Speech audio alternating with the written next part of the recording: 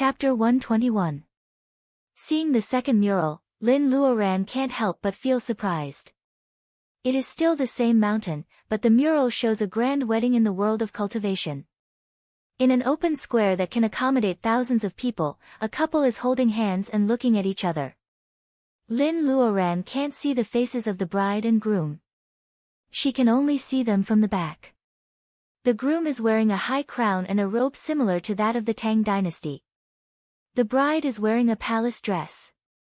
What surprises Lin Luoran is the hairpin in the bride's hair. Although there are only a few strokes, Lin Luoran is 100% sure that it is sort of bright snow. Is the bride White Fairy? White Fairy is sleeping at this time. Lin Luoran carefully remembers all the details of the mural and doesn't say anything. Wen Guanjing may still be immersed in the history of Zhu Mountain. Even if he sees Lin Luoran's expression, he won't notice the small hairpin in the mural. What is this? Lin Luoran pretends to be curious. Wen Guanjing calms down and looks carefully for a while. There are so many guests at the wedding in the world of cultivation. The guests are all dressed differently, including Buddhism and Taoism. He can tell that the groom is wearing a Tang suit and the bride is also wearing a palace dress. This wedding is undoubtedly in the territory of Zhu Mountain. There are records of this square that can accommodate thousands of people in later generations. However, it is strange that this unprecedented grand wedding in the world of cultivation is not mentioned in the notes of Zhu Mountain. It can't be. He sorts out his words and tells Lin Luoran, making her more confused. A wedding that alarmed all the sects and clans but was not recorded. What was hidden in it? Is it related to what happened to White Fairy? Lin Luoran doesn't know why, but she has this absurd idea. Maybe the truth she wants to know is in the underground palace. Lin Luoran looks at the gate at the end of the square. She takes a deep breath and stops in front of the third mural. Different from the first two mural, the third mural is in a different place. In the vast desert, there are many cultivators looking up at the sky. The sky was a seven-colored halo of light. In addition to the cultivators in the desert who were looking up, there were also quite a few cultivators who had already flown into the halo of light. There were some whose bodies had mostly sunk in, and some whose clothes had just touched the halo of light. Lin Luoran's fingers tremble slightly. Brother, come and have a look. When Guanjing looks at it carefully for a while, his facial expression changes. He remembers a popular story in the world of cultivation about the sudden disappearance of gathering vitality cultivators 1,000 years ago. Suddenly, a seven-colored divine light fell from the sky. There was an oracle from the upper realm. What exactly did this oracle say? Naturally, the low-level cultivators didn't know.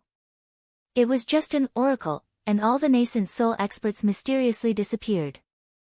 According to the murals, he was taken away by the colorful halo. When Guanjing's heart is pounding.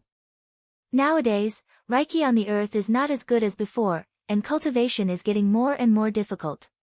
If he can find out why the cultivators in the level of gathering vitality left, will he be able to find another way of cultivation? He looks at Lin Luoran. Does she also think of this? The two of them carefully examined the murals. Unfortunately, every part of the desert was the same, unlike the dungeon, which had different terrains. Even after looking at it for a long time, they could not feel any difference from other places. It was impossible to find this place. Lin Luoran is a little disappointed. Suddenly, she remembers that this is only the third mural. Judging from the length of the stone path, there are still two more murals that can't be finished. Maybe there is more information. Lin Luoran hurriedly moves 2 steps to the fourth mural. However, she is disappointed. The fourth mural is blank. It is not blank, but 1 inch deeper than the previous ones. The wall is clean and flat. The murals here have been erased by magic. What on earth is painted on the wall? Is it the secret of the disappearance of the cultivators in the level of gathering vitality? Who was the one who erased it? Lin Luoran and Wen Guanjing are naturally disappointed. After hesitating for a while, they come to the stone door. There are two wooden pishio carved on both sides of the stone door. However, they are different from the usual pishio. There are two horns on their heads. Pishio represents wealth. One horn is Tianlu, and the other two horns are exorcism. This is a mausoleum. Wen Guanjing murmurs to himself.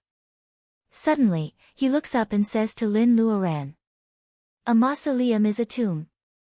Lin Luoran frowns. How did Wen Guanjing find things in a tomb?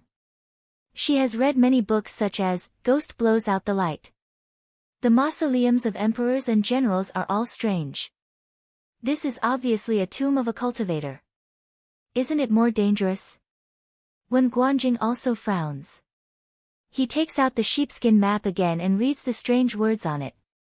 It doesn't say that this place is a mausoleum. Wen Guanjing finally puts the map into his pocket and chooses the latter between disturbing the ancestors of Zhu Mountain and the disappearance of the cultivators in the level of gathering vitality 1,000 years ago. He tries to push the stone door. However, a fire bursts out of nowhere and burns his sleeves. Luckily, he reacts quickly and tears off his sleeves. Otherwise, even his hands will be burned. Cultivators have many tricks up their sleeves. This is certainly not an ordinary fire. Wen Guanjing does not dare to try it again. He thinks for a while and tries several spells of Zhu Mountain to collect inhibition. With a flash of red light, the stone door opens slowly. Wen Guanjing finally stops sweating out of guilt. Fearing that there is still danger, he walks in front of Lin Luoran. Lin Luoran follows him closely. When she swings her skirt, she feels that the wooden pishio carvings on both sides of the stone door are alive. Lin Luoran guesses that the door must be a dead tomb. However, she doesn't expect that this place is round on the top and clean on the bottom. There is a huge pond in which there are many lotus flowers, pink or white. Occasionally, there are a few purple ones, which are indescribably enchanting. The fragrance of lotus is so clear that everything in front of Lin Luoran is too real if it is an illusion. Lin Luoran uses her clear eyes to look around. The lotus flowers are still lotus flowers and the pond is still the pond. From afar, Lin Luoran sees a round table in the middle of the pond. On the top of the table, there is a pearl as big as a big bowl, which illuminates the underground palace which can accommodate 1,000 people. On the round table, Lin Luoran sees a transparent crystal coffin. Lin Luoran only takes a glance at it and she is enchanted by it. Wen Guanjing also notices that something is wrong with Lin Luoran. He is about to pull her up. However, Lin Luoran is walking towards the round table with lotus flowers under her feet. Sister Lin. Wen Guanjing shouts in surprise and runs after her.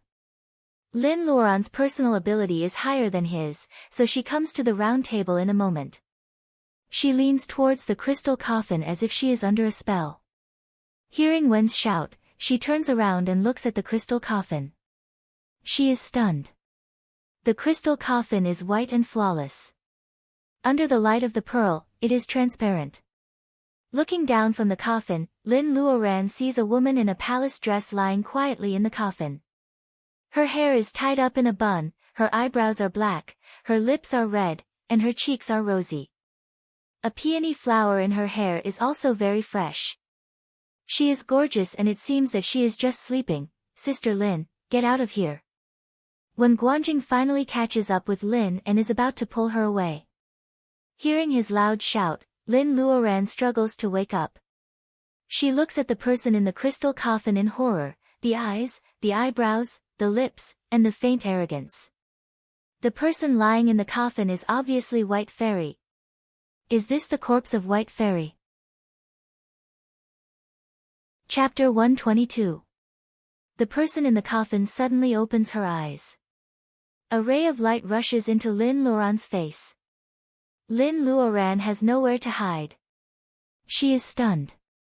Wen Guanjing also sees the ray of light. As a learned man, he thinks of many things at once. He looks at Lin Luoran and murmurs, possession. The dead woman in the coffin is extremely beautiful, and Lin Luoran is also beautiful. They are like a peony and a green lotus, each with its own merits. Even if you are a descendant of Zhu Mountain, I will not make things difficult for you. If you want to meddle in my business, humph. Lin Luoran says without moving her lips, but it is not her original voice. The female voice is soft, but cold and vicious. When Guanjing feels cold from his feet to his back. It is not Lin Luoran's voice. So, the dead woman has the upper hand now. When Guanjing has mixed feelings. This mausoleum obviously belongs to the ancestors of Zhu Mountain. The murals on the wall and the inhibition guarding the door show that the dead woman in white is not a senior cultivator of Zhu Mountain, but she must have a deep connection with Zhu Mountain.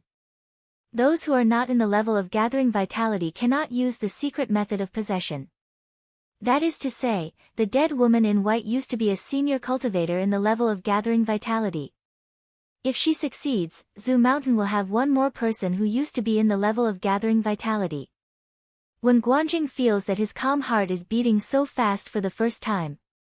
However, the method of possession is evil since ancient times, and it is not shameful for the famous schools. When Guanjing has been educated to be fair and peaceful since he was a child, which conflicts with his moral view. On one hand, he is tempted by a senior cultivator in the level of gathering vitality, and on the other hand, he is condemned in his heart. Besides, the dead woman in white is taking over Lin Luoran's body, Lin Luoran, who looks cold but is actually kind to everyone she knows. Lin Luoran has just been accepted by a senior cultivator. She is firm about cultivation, but her life has just begun, when Guanjing's struggle in his heart is even more intense than the struggle in Lin Luoran's body. As for Lin Luoran, she knows that something bad is going to happen when the ray of light enters her mind. Possession. Anyone who had casually read a couple of cultivation novels would be very familiar with this phrase. In the novels, the protagonists would either try to take over someone else's body or be taken over, and they would only cheer for the plot without the slightest bit of moral burden. Those who read the novels would know that it was fake, so they naturally wouldn't put themselves in it. However, when Lin Luoran experienced it herself, she realized that it was not a simple plot in a novel. If the dead woman took over her body, there would be no trace of Lin Luoran in the whole world. Since the birth of the divine sense, the sea of knowledge would be opened. It was different from the general description in novels that it was in the brain. The specific location was actually in the pineal gland, which was below the Baihui acupoint, between the eyebrows, and behind the glabella. There was a reddish-brown bean-shaped body that was no more than a few millimeters long and wide. The ocean is only a few millimeters in size. The ocean is, which is, there is, and is, in. Lin Luoran's cultivation is not high, but her spiritual mind is different from that of ordinary people. When the dead woman in white enters the ocean, she can't help but be surprised. However, she has seen all kinds of things for many years. She forgets this anomaly in an instant. Like a sword, she slashes at Lin Luoran's spiritual mind. Lin Luoran looks at the dead woman who looks exactly like White Fairy. She has mixed feelings. The soul stone is lying quietly in her universal sac. Is it all a trap set by White Fairy? White Fairy. Lin Luoran knows that White Fairy has ulterior motives, but what she is seeing still makes her uncomfortable. The dead woman squints when she hears that Lin Luoran calls her White Fairy. White Fairy. You know me. The dead woman says, but her hands don't stop moving. Lin Luoran understands it, but it is hard for her to accept it emotionally. Now she hears White Fairy saying that she knows her. Lin Luoran has been with White Fairy for days. How can she just know her? Lin Luoran immediately realizes that no matter how the woman is related to White Fairy, she is definitely not the White Fairy she knows. Yes, no matter how meticulous White Fairy is, she can't predict that Lin Luoran will follow when Guanjing to the underground palace. Why does White Fairy wait for Lin Luoran here so that she can possess her body? Realizing that it is not a conspiracy, Lin Luoran feels more energetic. She avoids the attack of the female corpse and steps aside. However, Lin's ocean of consciousness is not spacious. In a few seconds, the dead woman in white catches up with her again. Lin has nowhere to run. She is worried that if she doesn't fight back, she will be in a terrible situation. But, this was the sea of consciousness, how could he fight back? Lin Luoran is worried, but she can't use spells. Even if she can, this is her ocean of consciousness. How can she destroy it? The dead woman in white sneers and casts a spell. A fine net falls on Lin Luoran. The dead woman draws back the net and spits out a flame. She is going to burn Lin Luoran's spiritual mind to ashes. The dead woman in white has the upper hand. Lin Luoran is just a cultivator in the level of training qi. Therefore, the dead woman occupies Lin Luoran's body while burning Lin Luoran's spiritual mind. When Guanjing is still struggling, but Lin Luoran suddenly opens her eyes and moves her hands and feet. She hasn't had a real body for many years, which makes her happy. When Guanjing looks at Lin Luoran, she has the same face, but when Guanjing can tell that she is not Lin Luoran at first glance. She is not Lin Luoran. Has she lost? When Guanjing feels lost, Lin Luoran rolls her eyes and her eyes come alive. She stares at Wen Guanjing and asks, "This body doesn't practice the Heart Sutra of Zhu Mountain. Which branch are you from?" Wen Guanjing doesn't know who she is, so he doesn't dare to lie to her. He says respectfully, "I'm from the branch of the Wen family of Zhu Mountain. I'm the 53rd generation." He lowers his head to hide the surprise in his eyes. The 53rd generation of the Wen family? So, it has been more than 1,000 years. Lin Luoran frowns. It seems that she can't accept that time flies. Wen stands still for a while and has no time to check the nature of Lin Luoran's Taoist root. There are so many questions in Wen Guanjing's mind. Looking at the Lin Luoran, who is standing in front of him, he knows that she is a high-ranking cultivator on the inside. If he delays any longer, she will have no chance. Wen Guanjing casts a complicated spell quietly. Seeing that Lin Luoran is still in a trance, his palms are sweaty and the blue veins on his neck are tight. He moves his hands quietly, bang. A flash of light hits Wen Guanjing's shoulder. Wen Guanjing's unfinished spell is broken and he falls into the lotus pond, making a big splash. The lotus flowers are broken and the leaves are broken under his weight. Lin Luoran sneers, "You betray your school for a woman. Even if you are a disciple of Zhu Mountain, what is the use of keeping you?" Chapter 123. Lin Luoran is furious when Wen Guanjing talks about the evil spirit. She slaps him back and Wen Guanjing rolls back into the lotus pond. His right face is swollen, but he doesn't want to admit defeat. He stands up again and staggers, stepping on several lotuses. Even people who don't like flowers will feel sorry for such a beautiful lotus. However, Lin Luoran has a lot of impatience in her eyes. It seems that she hates the lotus in the pond very much. However, Lin Luoran doesn't know who planted the pond full of flowers in the mausoleum to accompany her to sleep for thousands of years. When Guanjing spits out a mouthful of blood, "What did you do to her?" Lin Luoran says with a faint smile, "Since you know about possession, I have occupied this body and your lover's soul is gone." When Guanjing is furious, but he doesn't bother to explain to the dead woman that Lin Luoran is not his lover. In fact, under the fire of the dead woman, Lin Luoran is in great pain at first. She whines and then stops moving. However, her spiritual mind is not burned into ashes. The dead woman is not sure whether Lin Luoran is dead or not, so she doesn't let go of the big net made by her spiritual mind. Lin Luoran takes a look at the crystal coffin. The dead woman is still beautiful. She draws a water mirror and looks at herself. Lin Luoran is not satisfied with her beautiful face. However, she can only use the possession spell once. Besides, there are only one man and one woman here. The dead woman has no choice but to take Lin Luoran's body. Seeing that when Guanjing is moving again, the dead woman loses her patience with this young man of Zhu Mountain School. She draws her right hand and the harmless lotus leaves come close to Wen Guanjing. When Guanjing's whole body is covered by the lotus leaves, he can't even move. Seeing that the babbling, righteous young man was gone, the dead woman grinned and began to check the condition of her body. The big net is still covering the spiritual mind of the owner of this body. The dead woman takes a look at it and then turns her attention to Lin Luoran's body. Looking at the fire Reiki in her meridians, the dead woman frowns and says to herself, the Taoist root of fire. This is a bit troublesome. She used to be a cultivator of both water and wood. Water was the embodiment of wood, and wood protected water. She made rapid progress in her cultivation. Although she was possessed, it was not difficult for her to regain her previous cultivation by relying on her previous understanding of cultivation. But why did she have to be a cultivator of fire, which conflicted with water?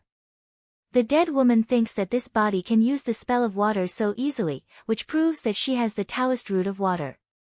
Having two natures is good, but it is only for the complementary natures of water and wood, gold and fire. Water and fire are incompatible. If the Taoist root of the two natures is opposite to each other, it is not a good quality but a burden. The dead woman looks at Lin Luoran's body carefully. She finds that except for fire Reiki, the rest of the Reiki in Lin Luoran's body is white. Even though she is knowledgeable, she has never seen a cultivator in the level of training Qi with white Reiki. The dead woman frowns at first. Then she thinks that there must be some reason why the original owner of this body can cultivate. Does she have some special spell that she has never heard of? Or does she have some treasure? The dead woman opens the universal sack.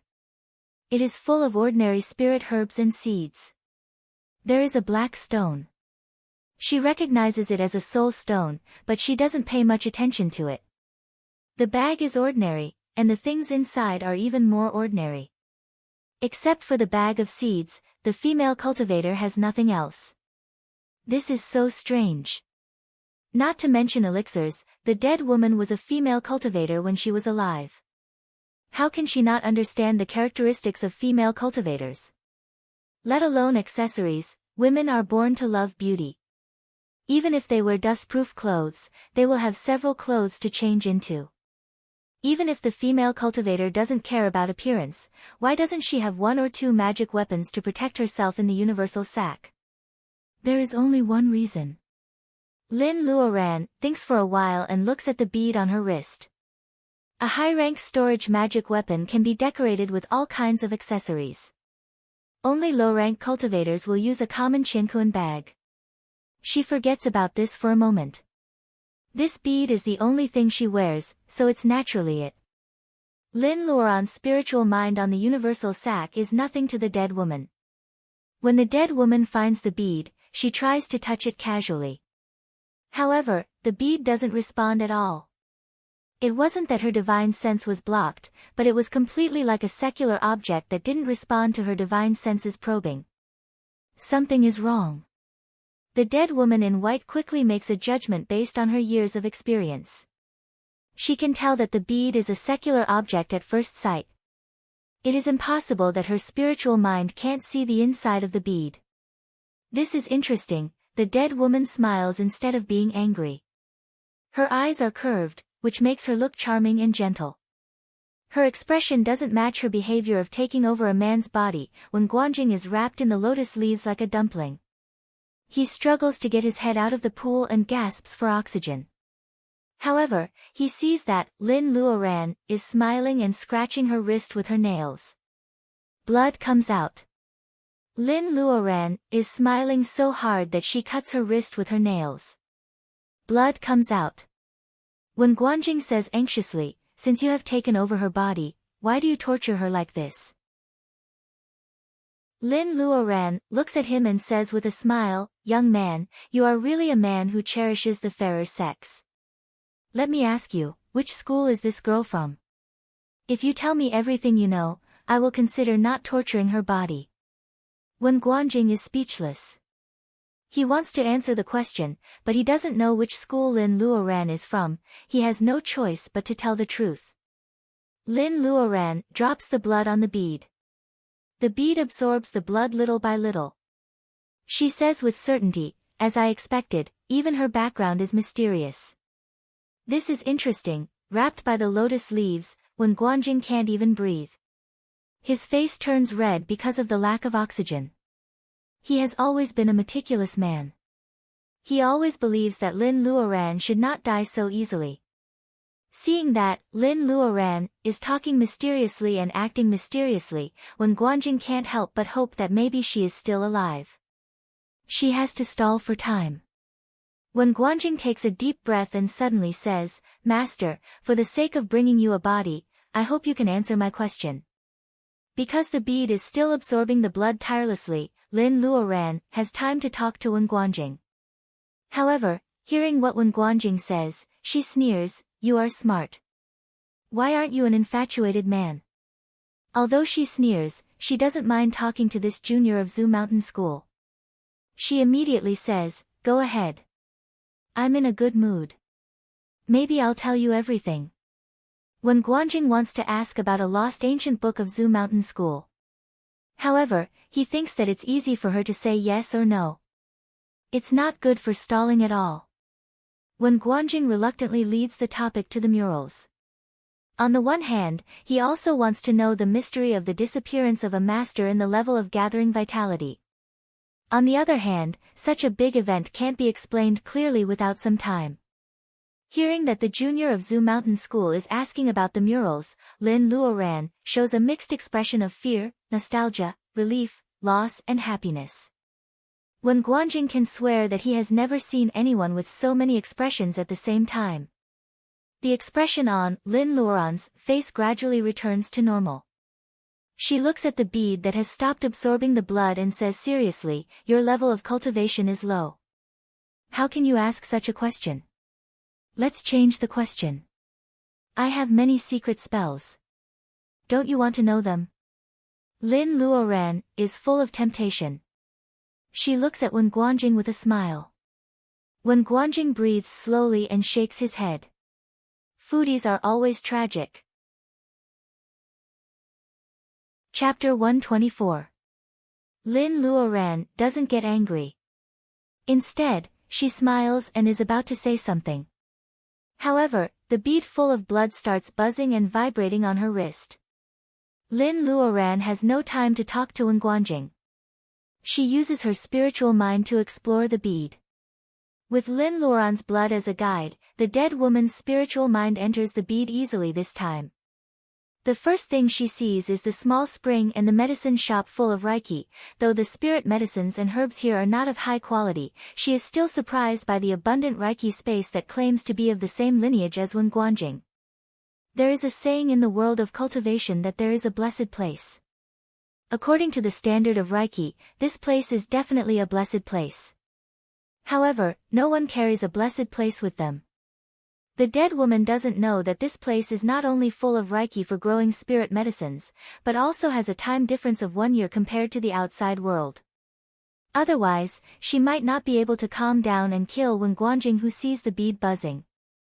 Even so, she is still very happy. The charm and gentleness on her face are all gone, leaving only the viciousness from hell. Ha ha ha, God is helping me. The dead woman's crazy laughter echoes in the space. She laughs so hard that she is about to cry. She stops laughing when she sees the sword of bright snow in the space. She can only use her spiritual mind to enter the space, but she can't control things in the space. Seeing something that looks like an old thing, the dead woman brings Lin Luoran's whole body into the space. All of a sudden, Lin Luoran disappears. Only the bead she usually wears falls on the ground, making a tinkling sound. Wen Guanjing doesn't know what happened or where the person who has possessed his body has gone. However, he knows that this is not the time to lose. He tries to get rid of the lotus leaves that wrap him up. The dead woman looks at this body. It has hands and feet. She can actually bring it into the space. She is even more sure that this is a blessed place. She picks up the sword of bright snow and looks at the almost destroyed snow sword. She feels like she is struck by lightning, sword of bright snow. How many years has it been since I last saw you? The dead woman feels lost. Then she becomes ferocious again. No wonder this junior calls you, White Fairy. It turns out that she knows you. It's impossible. Your body and soul have been destroyed.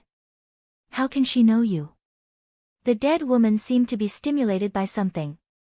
Her emotions were in a mess. Affected by her spiritual sense, a strong wind blew in the space, blowing the spirit herbs around. She didn't know it and just vented her anger. A beam of light in her hand hit the inhibition of the small wooden house. This time, it was like poking a hornet's nest. Lin Luoran has tried many times.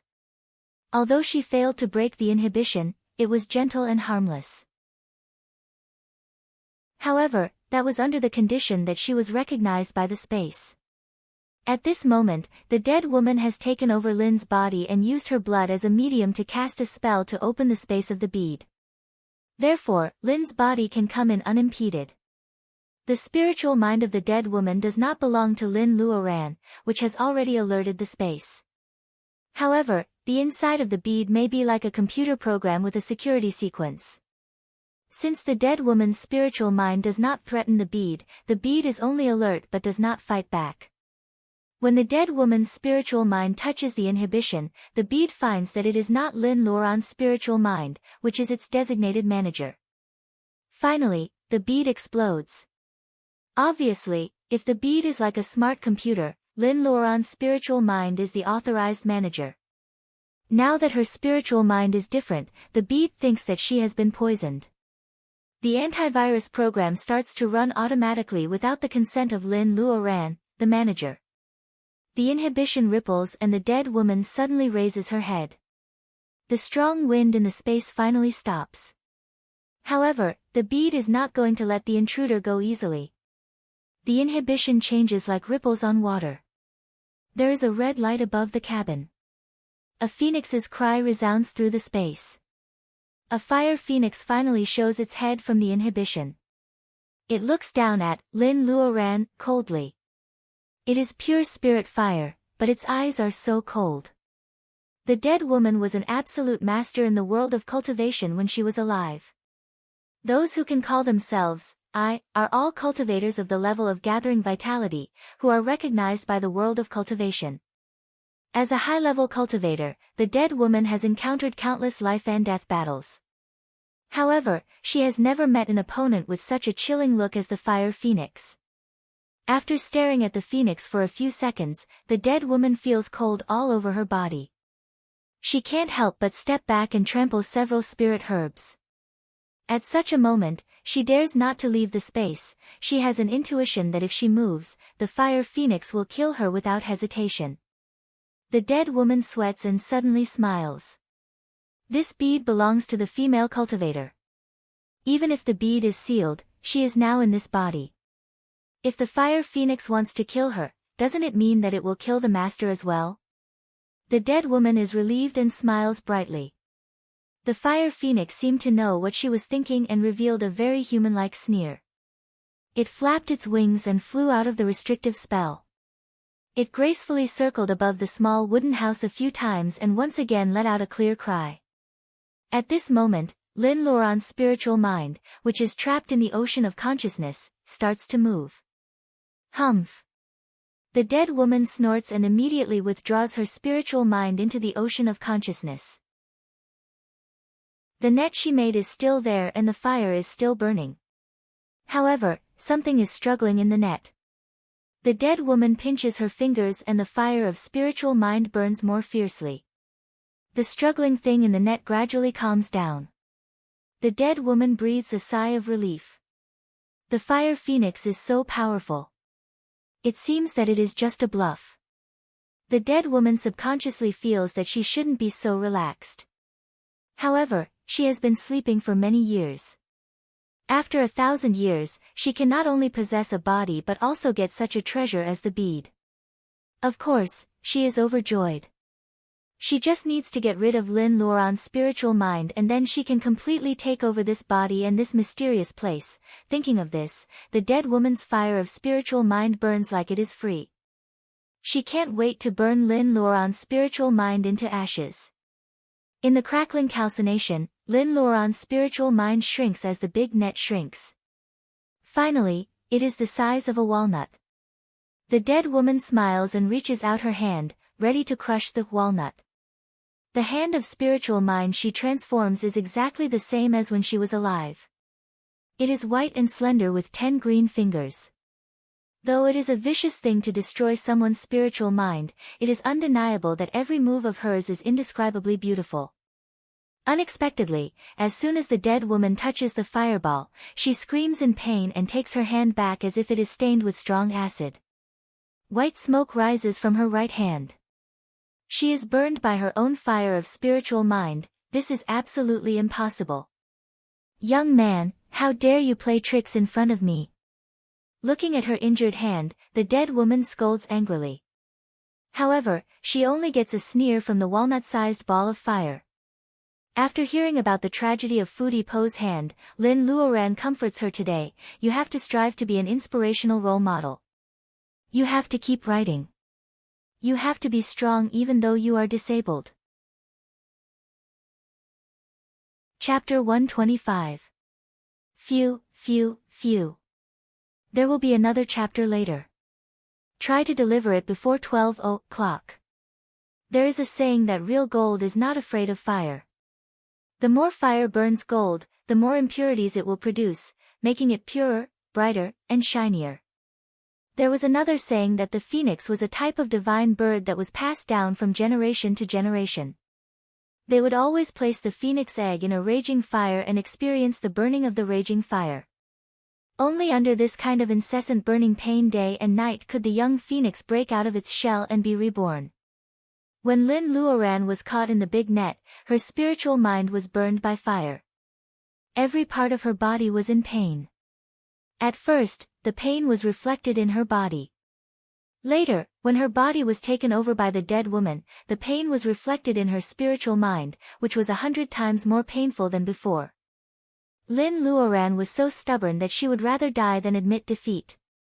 Even if she wanted to give up, the dead woman's fire of spiritual mind would take advantage of her weakness and burn her into ashes. However, the more Lin Luoran struggled, the more pain she felt.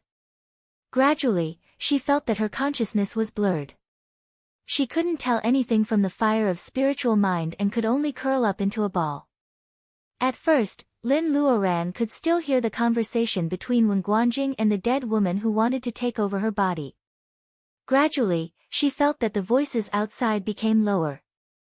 Then she could only vaguely remember her name. However, after a while, she couldn't even remember why she fell into such a situation because of the fire of spiritual mind. Shrink a little smaller, so that it won't hurt anymore, right? Lin Luoran's spiritual mind gradually shrank and compressed to the size of a walnut. However, it was an instinctive reaction to protect herself. In fact, her spiritual mind was not bad. With the help of the black epiphyllum on the cliff, Lin Luoran's spiritual mind was much more powerful than that of cultivators at the same level. Along the way, her mentality changed several times and she became more and more suitable for cultivation. Her spiritual mind was much stronger than that of ordinary cultivators in the level of training qi. However, Lin Luoran was at a disadvantage because she was guarding a treasure house. Even in her own ocean of consciousness, she didn't know how to fight back. She was forced to step back again and again by the dead woman. Finally, she was trapped in the small space and couldn't get out.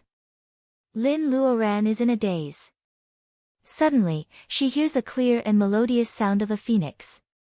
The sound is like a morning bell and an evening drum. The sound is so loud that Lin Luoran's spiritual mind is awakened a little bit.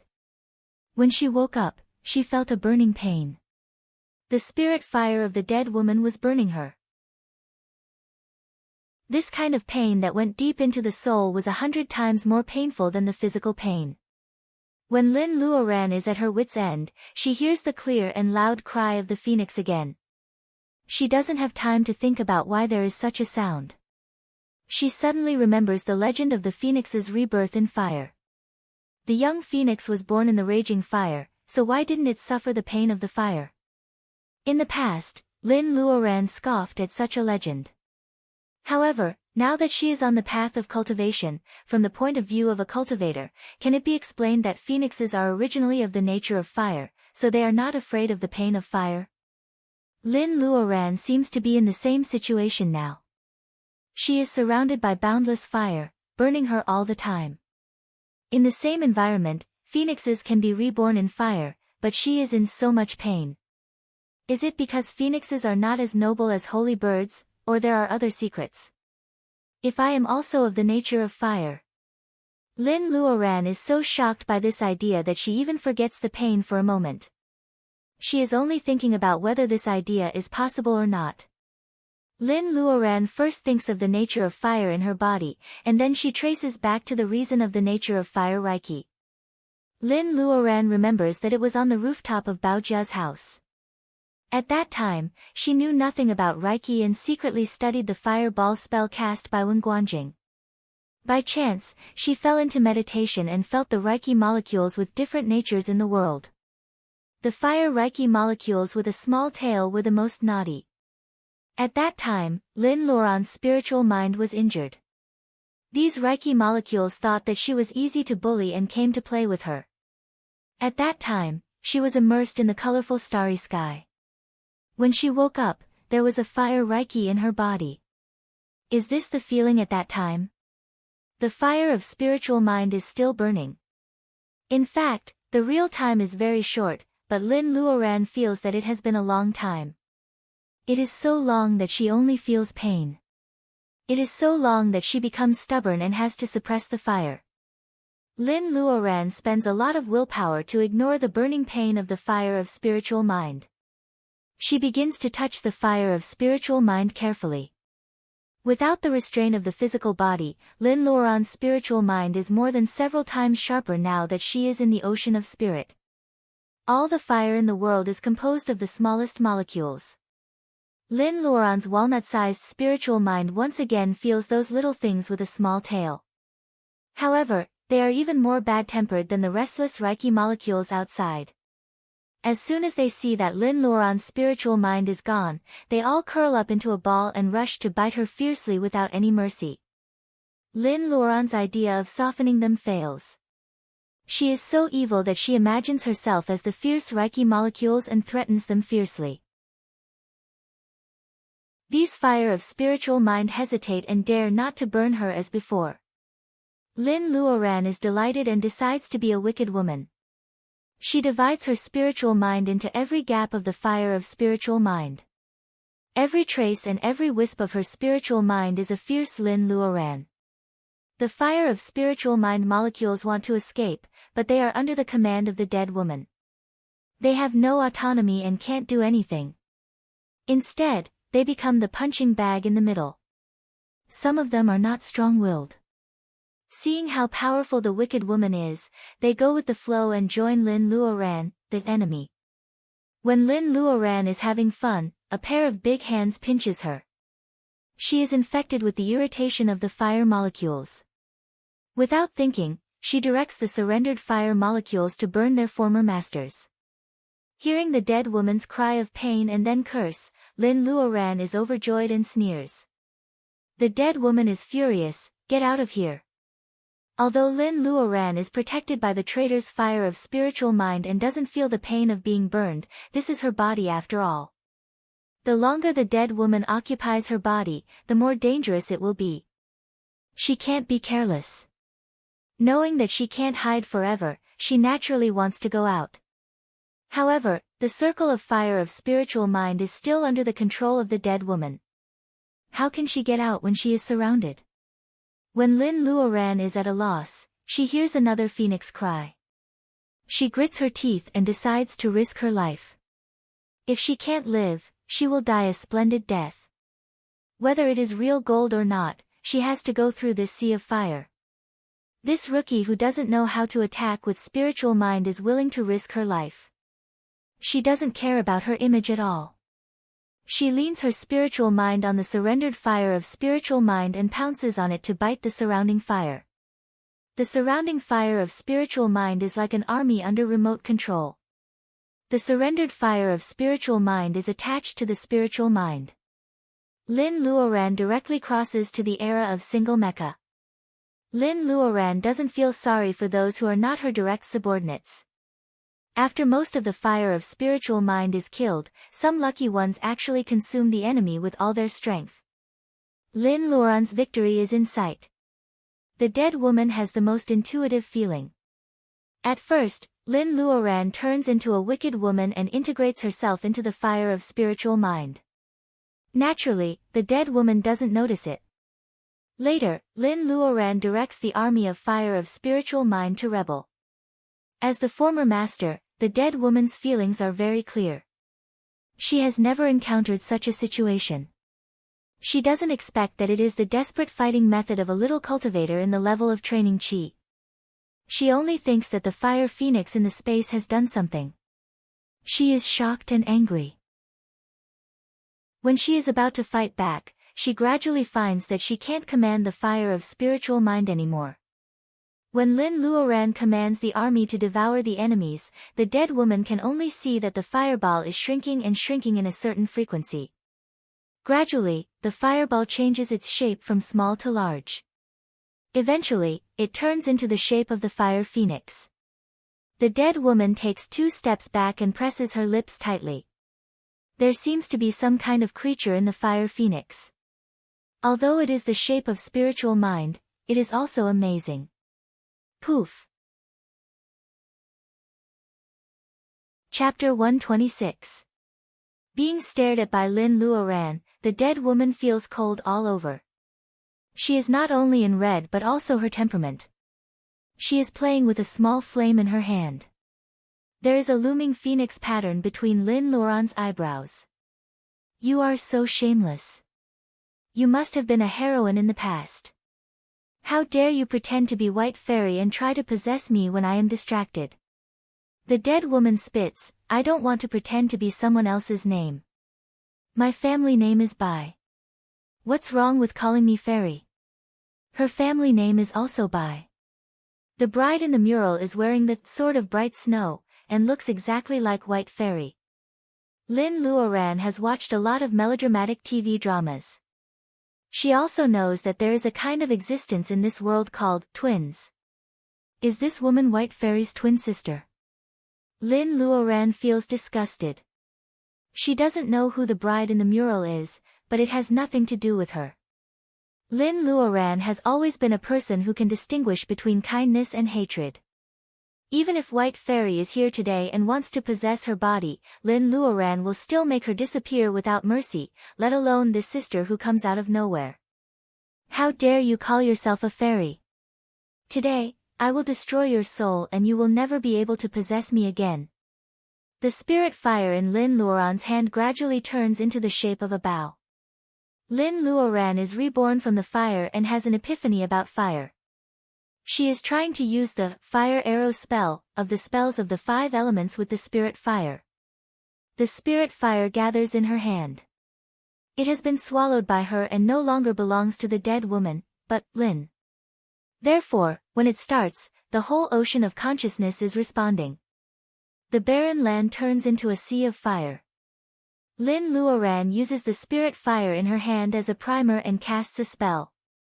The whole ocean of consciousness turns into a sea of fire. It seems that the fire has always been there, but it is just sleeping and now it is awakened. The dead woman sneers. Her spiritual mind turns into rain and the sea of fire fades at a speed visible to the naked eye. Lin Luoran smiles. She is not in a hurry. As soon as she makes a gesture, the sea of fire spreads again and evaporates the rainwater quickly. When the water meets the fire, it forms a hot airflow. The entire ocean of consciousness feels like it is soaked in steam. It is hot and sweaty. Lin Luoran is fighting with the dead woman with spiritual mind. Though it is not a real spell, the feeling of the spell imprinted in the soul is more real than that of the body. The dead woman is suffering for a while.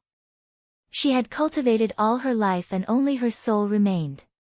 Otherwise, she could easily crush this junior who had not even reached the foundation building level with her little finger.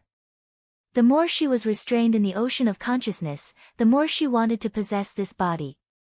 Lin Luoran doesn't have time to pay attention to her. At this moment, her whole body is integrated with the ocean of consciousness. Lin Luoran's control of the world in the ocean of consciousness has reached the peak. She held the bow in her left hand and placed her right hand on the bowstring. She pulled her arm back and the bowstring was pulled to its fullest. Lin Luoran is completely relaxed. She doesn't even need to aim. Lin Luoran is 100% sure that this spirit arrow made of the hottest spirit fire can hit the dead woman in white. The dead woman screams and suddenly disappears. Her voice comes from the void of the ocean of consciousness. I know the mystery of the disappearance of the masters in gathering vitality. Don't you want to know? Is she tempting her? Lin Luoran smiles. Of course, she wants to know the mystery.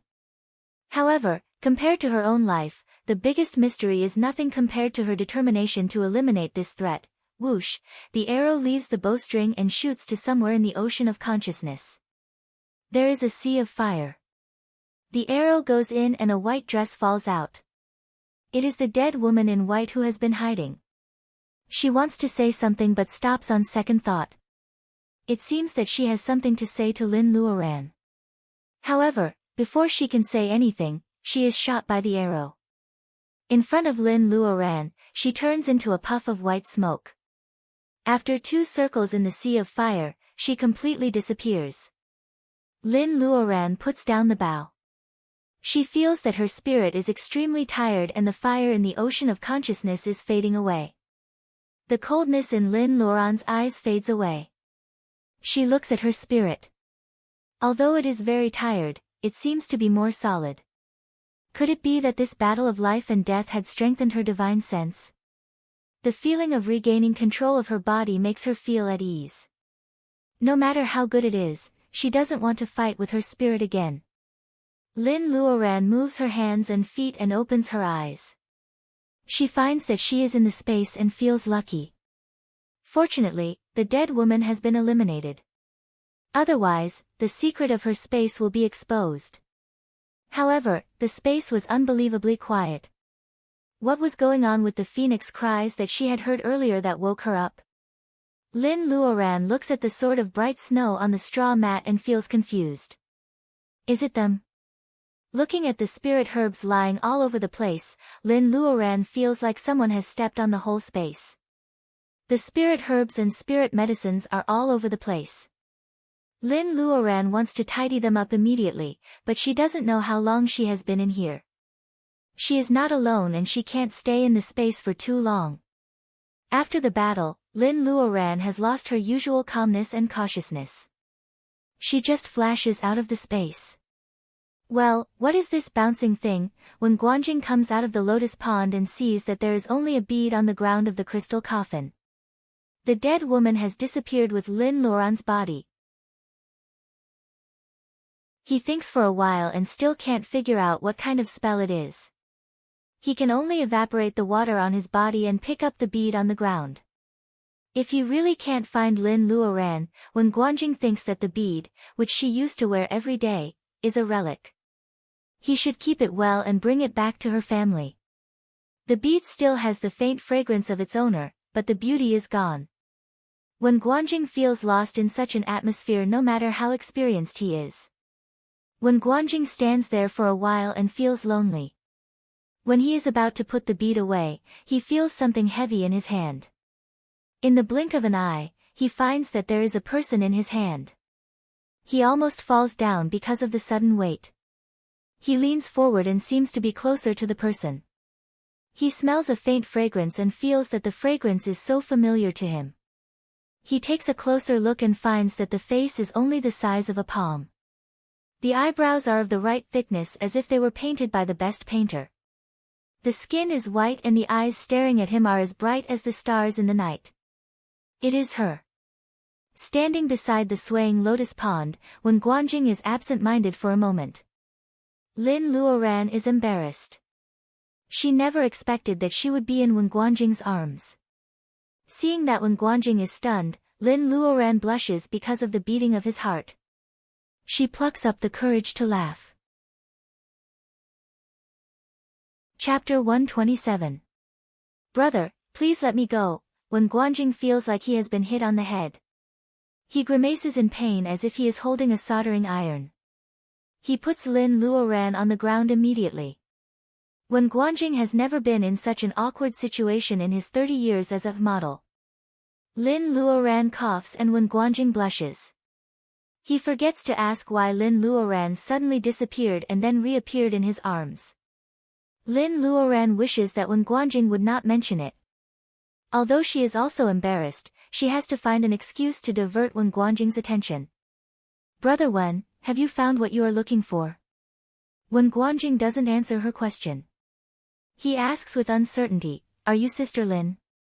Lin Luoran finds it funny that he is being so careful. She jokes with him, yes. When Guanjing remains calm. However, he is secretly gathering his strength and guarding against Lin Luoran. Lin Luoran has never admitted that she is his sister. Looking at him, Lin Luoran feels that the solemn atmosphere has been diluted a lot. She can't help but laugh, brother, I'm kidding. It is me. When Guanjing looks at her suspiciously. People may look the same, but their temperament is born from the heart. It can't be changed overnight. Lin Luoran's eyes are clear. She is exactly the girl who looked like a bamboo when they first met.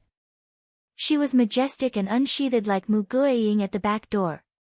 When Guanjing frowns and smiles bitterly, sister, please don't make such a joke next time. Lin Luoran is amused by his frown and nods.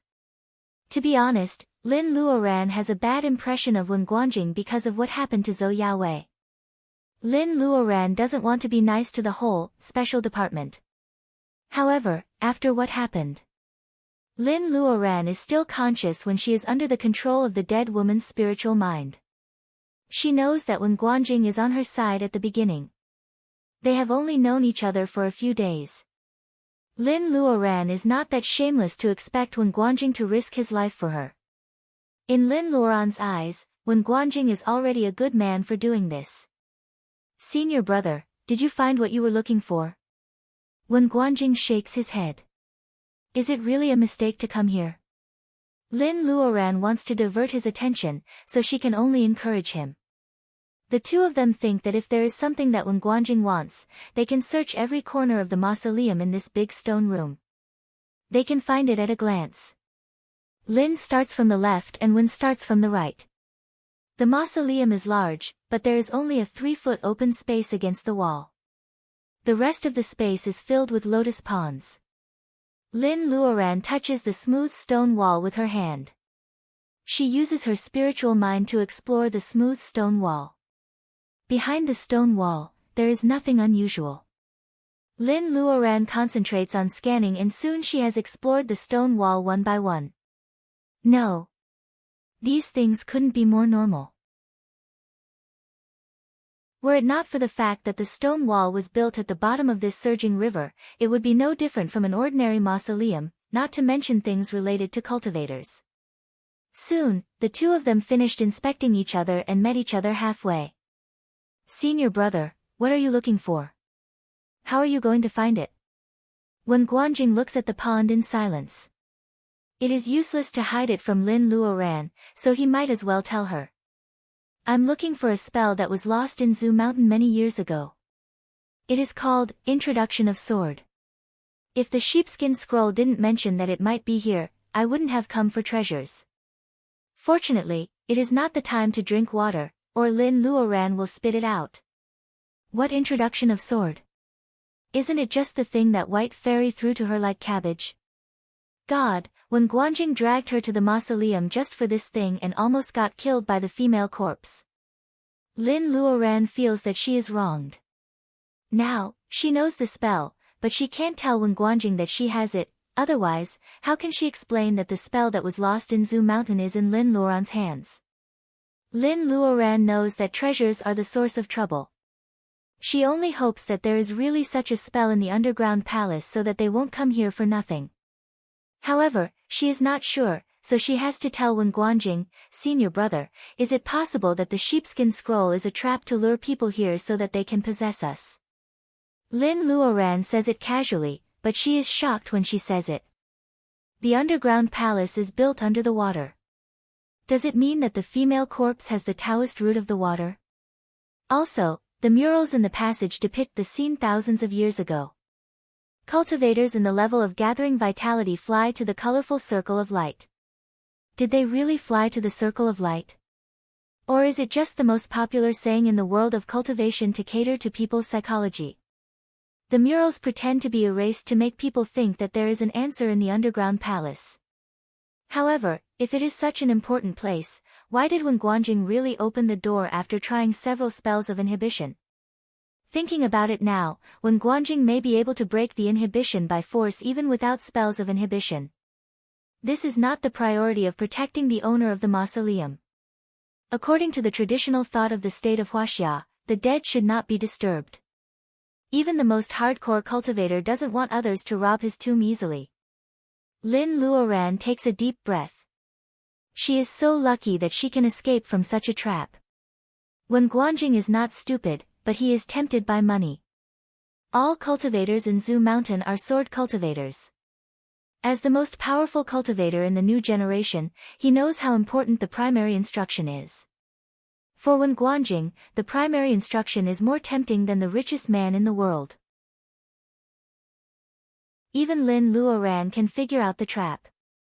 When Guanjing calms down and realizes that the dead woman is probably trying to trick people into coming here. He almost died in the monster's mouth in order to get the sheepskin scroll. When Guanjing is not reconciled to the fact that he almost died in the monster's mouth. Lin Luoran can see through his unwillingness. Besides, she knows the primary instruction. Lin Luoran feels a little guilty. She points at the crystal coffin and says, "Brother, although it is a trap, the primer of the trap may not be fake. Why don't we look for the crystal coffin again? If we can't find it, we can drain the lotus pond and turn it upside down." When Guanjing looks at the indignant expression on Lin Luoran's face. Looking for the coffin and draining the pond, it is clear that she wants to take revenge on the dead woman for trying to steal her body. When Guanjing has never seen Lin Luoran being so childish. He feels that Lin Luoran's childishness for not finding the primary instruction is gone. He nods and agrees to Lin Luoran's proposal. The dead woman in white lies quietly in the crystal palace. Her cheeks are rosy, and the peony on her bun is as beautiful as before. Lin Luoran comes up with a bad idea, but she is still a little scared when she sees the dead woman. When Guanjing doesn't like the way the dead woman acts. He doesn't care about the relationship between the dead woman and Zhu Mountain. He is ready to open the coffin and check inside. However, after a while, they find that there is no gap around the coffin, as if it is made of a large piece of crystal. There is no seam between the top and bottom of the coffin. How did he put the female corpse inside? Lin Luoran is shocked. How did her soul come out to steal the body? Is the crystal coffin something that can only be left but not entered? Lin Luoran is amazed by the means of cultivators. When Guanjing doesn't give up easily. He feels that there must be some inhibition or ancient mechanism outside the coffin. He squats down and checks it. Lin Luoran stands there and looks at the dead woman. She feels that the peony on her bun is so fresh that she can even see the dew on the pistol. The fine stitches on her lapel are. Brother Wen, look at the symbols. The more Lin Luoran looks at them, the more strange she feels. She calls Wen Guanjing. There are such symbols on the cuffs and skirt. When Guanjing looks at them and says to Lin Luoran, they are golden script. Illiterate Lin felt that her ears were burning. She secretly made up her mind that if she didn't learn all the rare words in China, from the oracle bone script to the women's script created by Xiangxi's lesbians to express their love, she really wouldn't have the face to go out. Swords are weapons. Gold and divine wood can be used as materials, and the fire of the earth can be cast. When Guanjing recognizes the words word by word. The first part of the book also exists in Zhu Mountain, so it is undoubtedly the primary instruction. He is so excited that he reads the primary instruction to Lin Luoran, an outsider. Lin Luoran coughs to remind Wen Guanjing. When Guanjing stops talking and takes out a jade slip, he starts to record what he has seen. Lin Luoran also has the primary instruction. There are more than 10,000 words in it. Though it is a treasure for a rookie like her, she thinks that it is only about refining weapons and the classification of flying swords and magic weapons. It doesn't talk much about the Tao of Sword. She doesn't know why Zhu Mountain values it so much. Lin Luoran doesn't understand it, but Wen Guanjing is worried. The characters are all embroidered on the cuffs and skirt of the dead woman. He can see the part on the body clearly, but the most important part is on the back of the skirt. It is pressed by the dead woman's body. Wen Guanjing is so anxious that he is sweating. Wen Guanjing is in a dilemma, but Lin Luoran is sober. Brother Wen, the coffin is transparent on all sides. If we lift the coffin, we can see the characters on the back. Lin Luoran feels that she is narrow-minded. Wen Guanjing is laughing at her for not knowing how to use golden script. However, Wen Guanjing has to thank her for bringing it up now. There is no better way than this. Wen Guanjing puts his hand on the edge of the coffin. The crystal doesn't look cold, but it turns out to be bone-chilling. He can't stand it anymore. He puts fire reiki into his hand and is about to lift up the coffin. As soon as the fire reiki touches the coffin, they hear the sound of leaves being blown by the wind. Lin Luoran feels danger. She straightens her back and turns her head boldly. Snakes. The fragrant lotus pond is full of snakes of different sizes and colors, but they are all disgusting and stinky. Not only that, the stone door, the passageway, and every corner of the underground palace that the two of them came from had no gaps left. Apart from the platform where the crystal coffin was placed, the entire underground palace was filled with all kinds of snakes that came out of nowhere. There was not even a single gap left. Even Wen Guanjing, a man, almost vomits when he sees the snakes rolling in the pond and remembers that he once soaked in the lotus pond for a long time. Lin Luoran's mind is in a mess. She thinks about the Pharaoh's curse, the extreme joy turns to sorrow, and the interdependence of fortune and misfortune. The problem is, how can they get out? There is one more chapter, and it will be published after midnight. After the second chapter, this volume will be over and they will return to the modern world of cultivation. Chapter 128. In the secret land where there is no starlight, the night is soft and warm. Wen Guanjing doesn't know how many days he has been running. He only vaguely remembers that he has never rested these days. He has even had 2 meals in the past few days and nights. However, he still persisted. This is the 3rd time that he stops to eat and rest. Wen Guanjing leans against a rock. His body is soaked with sweat. He hasn't had the chance to dry up because he has been running. When Wen Guanjing was on a mission, he once lurked in the desert for several days and nights. His heart has been trained to be as firm as steel. This time, he is a little tired, but he does not exceed Wen Guanjing's limit. It is already late at night. Occasionally, there are owls howling in the depths of the forest to remind Wen Guanjing that this is a real world and he has escaped. He feels like a coward. He actually listened to Lin Luoran and escaped by himself. However, the jade slip with the primary instruction in the universal sack is more important than his life for Wen Guanjing. He knew how much Xu Shan yearned for this lost, general principles. Even if he had to die, he had to give the general principles away. Wen Guanjing takes out a bottle of water from the universal sack. His universal sack is filled with various jade boxes. Those are the spirit herbs he collected in the secret land with Chu Yiren and other school brothers. The jade boxes are used to block the loss of Reiki. Except for the clean water that is necessary for emergencies, Wen Guanjing has thrown away all his food in order to store the spirit herbs.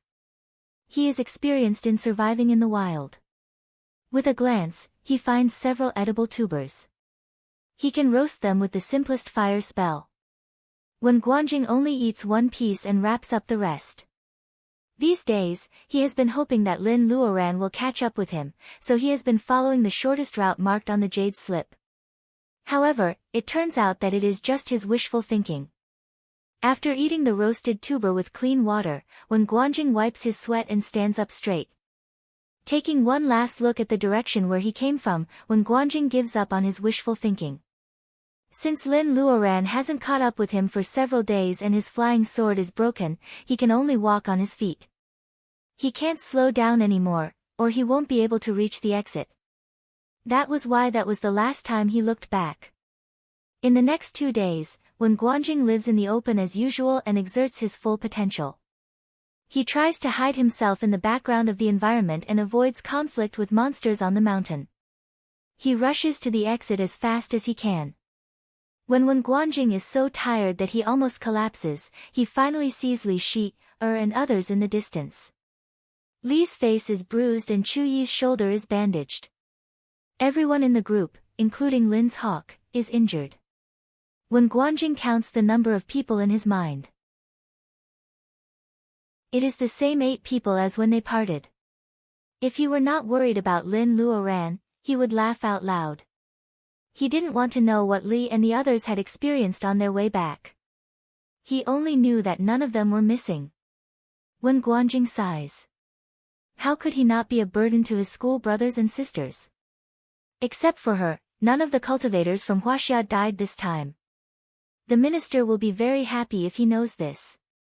People's hearts are made of flesh. The master of these school brothers will be very happy, right? Coming out of the secret land alive is already the proudest experience for the young cultivators of Huaxia. Everyone will be happy and proud for them. Li Shi has matured a lot these days. With her strength, her school brothers no longer treat her as a playful school sister. During the days when Lin Luoran and Li Shi were separated, Li Shi had tasted all the joys and sorrows of life by herself. She rarely smiles like before. Only when she sees when Guanjing does she say coquettishly, "Brother, we found the foundation-laying bolus." Foundation-laying bolus. When Guanjing looks around and sees only cultivators from Huaxia, he is relieved and asks Li Shi to go back first. Li Shi covers her mouth to suppress her excitement. She looks up and asks, "Brother Wen, where is Sister Lin? Where is Lin Luoran? Has she been eaten by the snake?" Thinking of this possibility, when Guanjing is reluctant to face it. However, Li Shi asks him directly and he has to face the question. He doesn't know how to answer, so he says stiffly, "We'll wait for her here." "Oh, is Sister Lin still behind us?" Li Shi pouts and touches Goldie's wings. She tries to ignore when Guanjing's unconfident answer. "Wait. How long do we have to wait? Tonight is the last chance to go out." Li Shi looks at the secret land surrounded by mountains, hoping that Lin Luoran will show up on a flying sword. She has blind trust in Sister Lin. When Guanjing is also looking into the distance. It will be great if Lin Luoran can show up. Even if she doesn't show up on time, he doesn't believe that she will die. He gave her the jade slip which can teleport her. As long as she can hide from the snake, no matter where she is, she will be able to get out of the secret land without rushing to the exit. Seeing that it is getting dark, when Guanjing has to pin all his hopes on this last guess. Foreign cultivators from all over the world show up at the exit one after another. They cross the light curtain and go home. When Guanjing secretly counts the number of people. Among them, the vampires, the Nihanese and the Russians have the most casualties. He wonders what happened to them. Thinking of the 2 Nihanese who were killed by Lin Luoran mercilessly, when Guanjing feels relieved. The loss of the British, the Nihanese, and the Russians means that the stalemate between the state of Huaxia and them on some issues will be broken after they get out of the secret land. Many negotiations will be in the favor of the state of Huaxia. This is another meaning of the secret land. But what about Lin Luoran, who is like Mu Guiying? When Guanjing closes his eyes and thinks back to the moment when he lifted the coffin by force. The snakes surged and the laughter of the dead woman comes out from the coffin. She is not dead. The crystal coffin floats in the air. The two of them run out of the underground palace desperately. The voice of the dead woman comes out clearly, "Remember, your body is mine." The snakes chase after them. Hearing this, Lin Luoran feels like seeing a ghost. When Guanjing wants her to leave first. Of course, when Guanjing doesn't want to. The snakes chase them to the shore, and more are coming from all directions. Lin Luoran grits her teeth and pushes When Guanjing away. When Guanjing throws a piece of jade that can teleport to her. He rushes into the crowd of snakes and slashes them. He tries to attract their hatred and lead a small group of snakes to another direction. The dead woman's strange laughter echoes in When Guanjing's ears. He actually refrains from looking back. If he doesn't look back, there is always hope. It is getting darker and darker. There are only 2 hours left. All kinds of monsters hiding in the secret land wake up one after another. The monster tide is coming. When Guanjing and the others are guarding the exit. They have already dealt with several groups of stupid monsters. This is just the beginning. When there is only 1 hour left, When Guanjing has to ask everyone to leave. Li Shi is pushed out of the Gate of Twilight. Goldie, Chu Yi, and the others are confused. When Guanjing can't explain. There is no one on the flowery path. Only the cultivators of Huaxia are still standing there.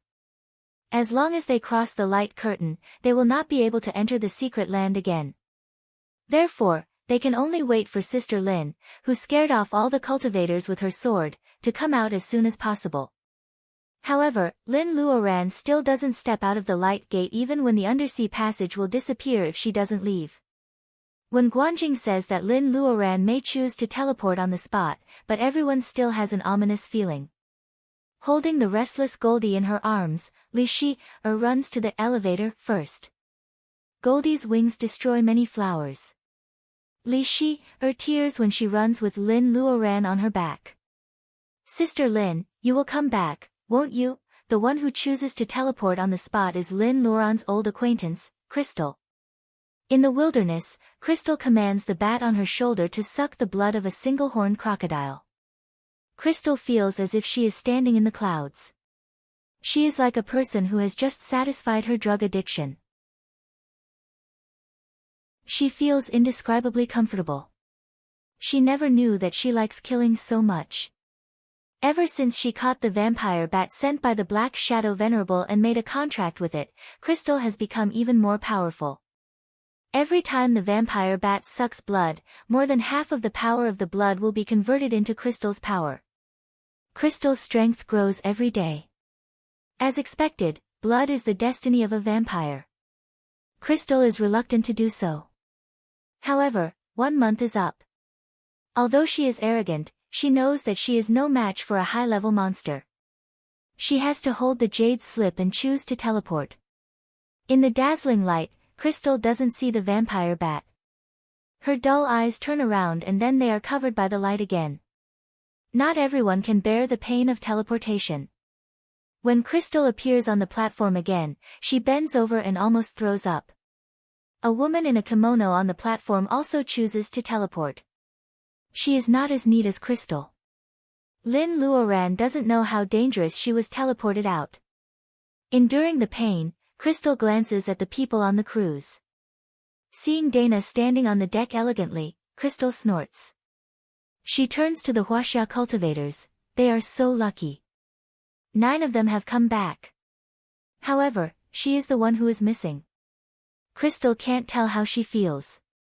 Looking at the disappointed eyes of the Huaxia cultivators, she wonders if they are waiting for that person to teleport out. Seeing that the platform under her feet is dispersing, Crystal curls her lips. It's a pity that this is the last chance. The platform is gone and no one will come out. That beauty, could it be that she was dead? What a pity, Crystal sighs. She spreads her wings and flies up from the scattered platform. The vampire bat opens its eyes and greedily looks at the boundless sea under the moonlight. Chapter 129. Under the watchful eyes of the crowd, not a single figure appeared on the ocean platform until the ocean platform dissipated. A person's body was so big that when the platform dissipated, a pearl that suddenly appeared on it and was washed away by the foam of the waves became less conspicuous. When Lin Luoran wakes up, she has already drifted far away from the Bermuda Sea. Thinking that no one has taken advantage of the final battle, Lin Luoran decides to put the dead woman aside for the time being. Anyway, the secret land is closed and no human cultivators are staying in it. Even if the dead woman covets the space and comes to find her, it will be 100 years later. If she wants to come out, she has to rely on possession. She has to recultivate, and she is also making progress. Let's not talk about who is stronger and who is weaker. Lin Luoran never worries unnecessarily. How many days and nights are there in 100 years? Instead of living in fear, she might as well focus on self-cultivation. Worrying will never give a person the ability to solve problems. Only by persevering day after day can a person be reborn. The trip to the secret land is exhausting. Lin Luoran just wants to follow her heart. She doesn't resist and goes wherever the waves send her. In the boundless sea, there is endless water reiki to replenish her energy. Lin Luoran could have made a water dome, but she chooses to let her body be in close contact with the sea and melt herself in it. Small fish circle around her, curious about this special individual in the team. Lin Luoran is now following a group of fish, going deeper into the sea with the rise and fall of the tide. Because she was not aggressive at all, and she had slowed down her body to the same speed as the fishes, they did not reject such a huge creature like her. There were even a few lazy fishes that bit the belt of her clothes that floated along with the sea water. They simply hitched a ride with her and saved their strength. Lin Luoran occasionally grabs a starfish and pinches its soft body. The starfish curls up into a ball and then gently lets it go. Sometimes turtles rush up to catch fish and eat. Although turtles are slow on land, they are surprisingly fast in the sea. When Lin Luoran is hungry, she comes to the surface and takes out the peaches planted in the space to eat. Often, some pieces of fruit would fall, attracting a school of fish to surround her and snatch them, as if they were the most delicious bait. Mr. Lin loves fishing very much. When he goes back, he must provide some bait for him so that he can defeat those stubborn old men. On second thought, Lin wonders if this is cheating with the space. A dork can't get used to Lin's sudden appearance and disappearance, so it bites her dress. When Lin disappears again, it is still isolated from the bead space, which makes the dork cry, of course, if you can see the tears of fish in the sea. In the beginning, Lin Luoran often saw fishing boats on the sea. She didn't want these fishes, who had been with her for a while, to fall into the fishing net, so she often took them away from the course in advance. Tempted by the peaches, these fishes have long surrendered to Lin Luoran's delicious food. They don't care about their own lives anymore and follow Lin Luoran wherever she goes. Later, the seawater became colder and colder, and even the fishing boats disappeared. Gradually, Lin Luoran comes to the shallow sea. She guesses that these fishes have arrived at their destination, so she says goodbye to them and floats to the colder sea alone.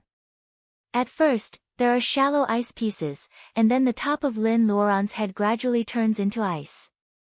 Looking up from the bottom of the sea under the ice, the crystal ice is particularly dazzling under the reflection of the sunlight. It is hazy and dreamy. When Lin Luoran breaks a piece of floating ice and comes to the surface for air, she sees a white world. This is a kingdom of ice, a world of snow. The snowstorm seems to have just stopped. When Lin Luoran sees the honest figure fishing on the floating ice, she finally knows where she is. It is a polar bear. Obviously, this can't be the Antarctic. The polar bear stares at Lin Luoran, the uninvited guest, and suspects that she is here to steal the fish. Lin Luoran laughs and dives into the ice again. She catches 2 fat fishes and throws one to the young polar bear, who may be a novice and can't catch any fish. After all, the melodramatic scene of Lin Luoran subduing a fish in her imagination doesn't happen. The polar bear eats up the fish and swaggers away, leaving its back to Lin Luoran, who has eaten a meal for it. Lin Luoran doesn't care about it at all. Instead, she climbs up from the water and prepares to have her first hot meal in so many days. She looks at all this with enjoyment. She blends herself with the fishes and the sea, drifts with the current, and even drifts all the way to the North Pole. If she hadn't embarked on the road of cultivation, a place like the North Pole would only exist in the short dozens of minutes of documentaries and in Lin Luoran's dream. This time, drifting with the sea has made up for Lin Luoran's fatigue of fighting in the secret land. In the vast and boundless sea where she can do whatever she wants, her state of mind has become broad and tolerant. She doesn't care about temporary gains and losses. She wants to be a cultivator in the world. Maybe, she can go to every corner of the earth. This sudden idea makes Lin Luoran yearn. A gust of cold wind blows, and her wet clothes stick to her body. Even with her current physique, Lin Luoran also feels a little cold. After all, she has been soaking in the sea for a long time. At that time, her state of mind was just enjoyment. Now that she is ashore, she feels the salty taste of the sea. Although it is all glaciers here, Lin Luoran still manages to cast a small spell of the nature of fire, which is just enough to burn a big hole in the ice. When the fire goes out, the water in the hole is steaming. In such a silver world of ice and snow, it looks very amiable. Soaking in a hot spring in the North Pole, if Baojia knows this, she must be shouting excitedly. Lin Luoran cuts the big stone she picked up from the bottom of the sea into a stone pot. She puts the melted ice and snow into the pot. After that, she slaughters and washes the fish and puts them into the pot. Lin Luoran flops into the water and soaks in the hot spring. In the warm water pool, Lin Luoran thinks of the 24-hour hot water supply in modern cities. In fact, she thinks of her family and friends. While soaking in the hot spring, Lin Luoran is not idle. After the training in the secret land, her control of the 5 elements of Reiki has improved a lot. Now, she can not only cast simple fire spells in the North Pole, where the fire Reiki is so thin that it is almost negligible. She can also keep heating the stone pot while soaking in the hot spring. When Lin Luoran gets up from the hot spring, her clothes are dry. The fish soup in the stone pot is milky white. Lin Luoran has a lot of spices in her space. She puts a few pieces of green onion and sprinkles a little salt, and the fish soup looks and smells good. After drinking the fish soup, Lin Luoran looks into the distance.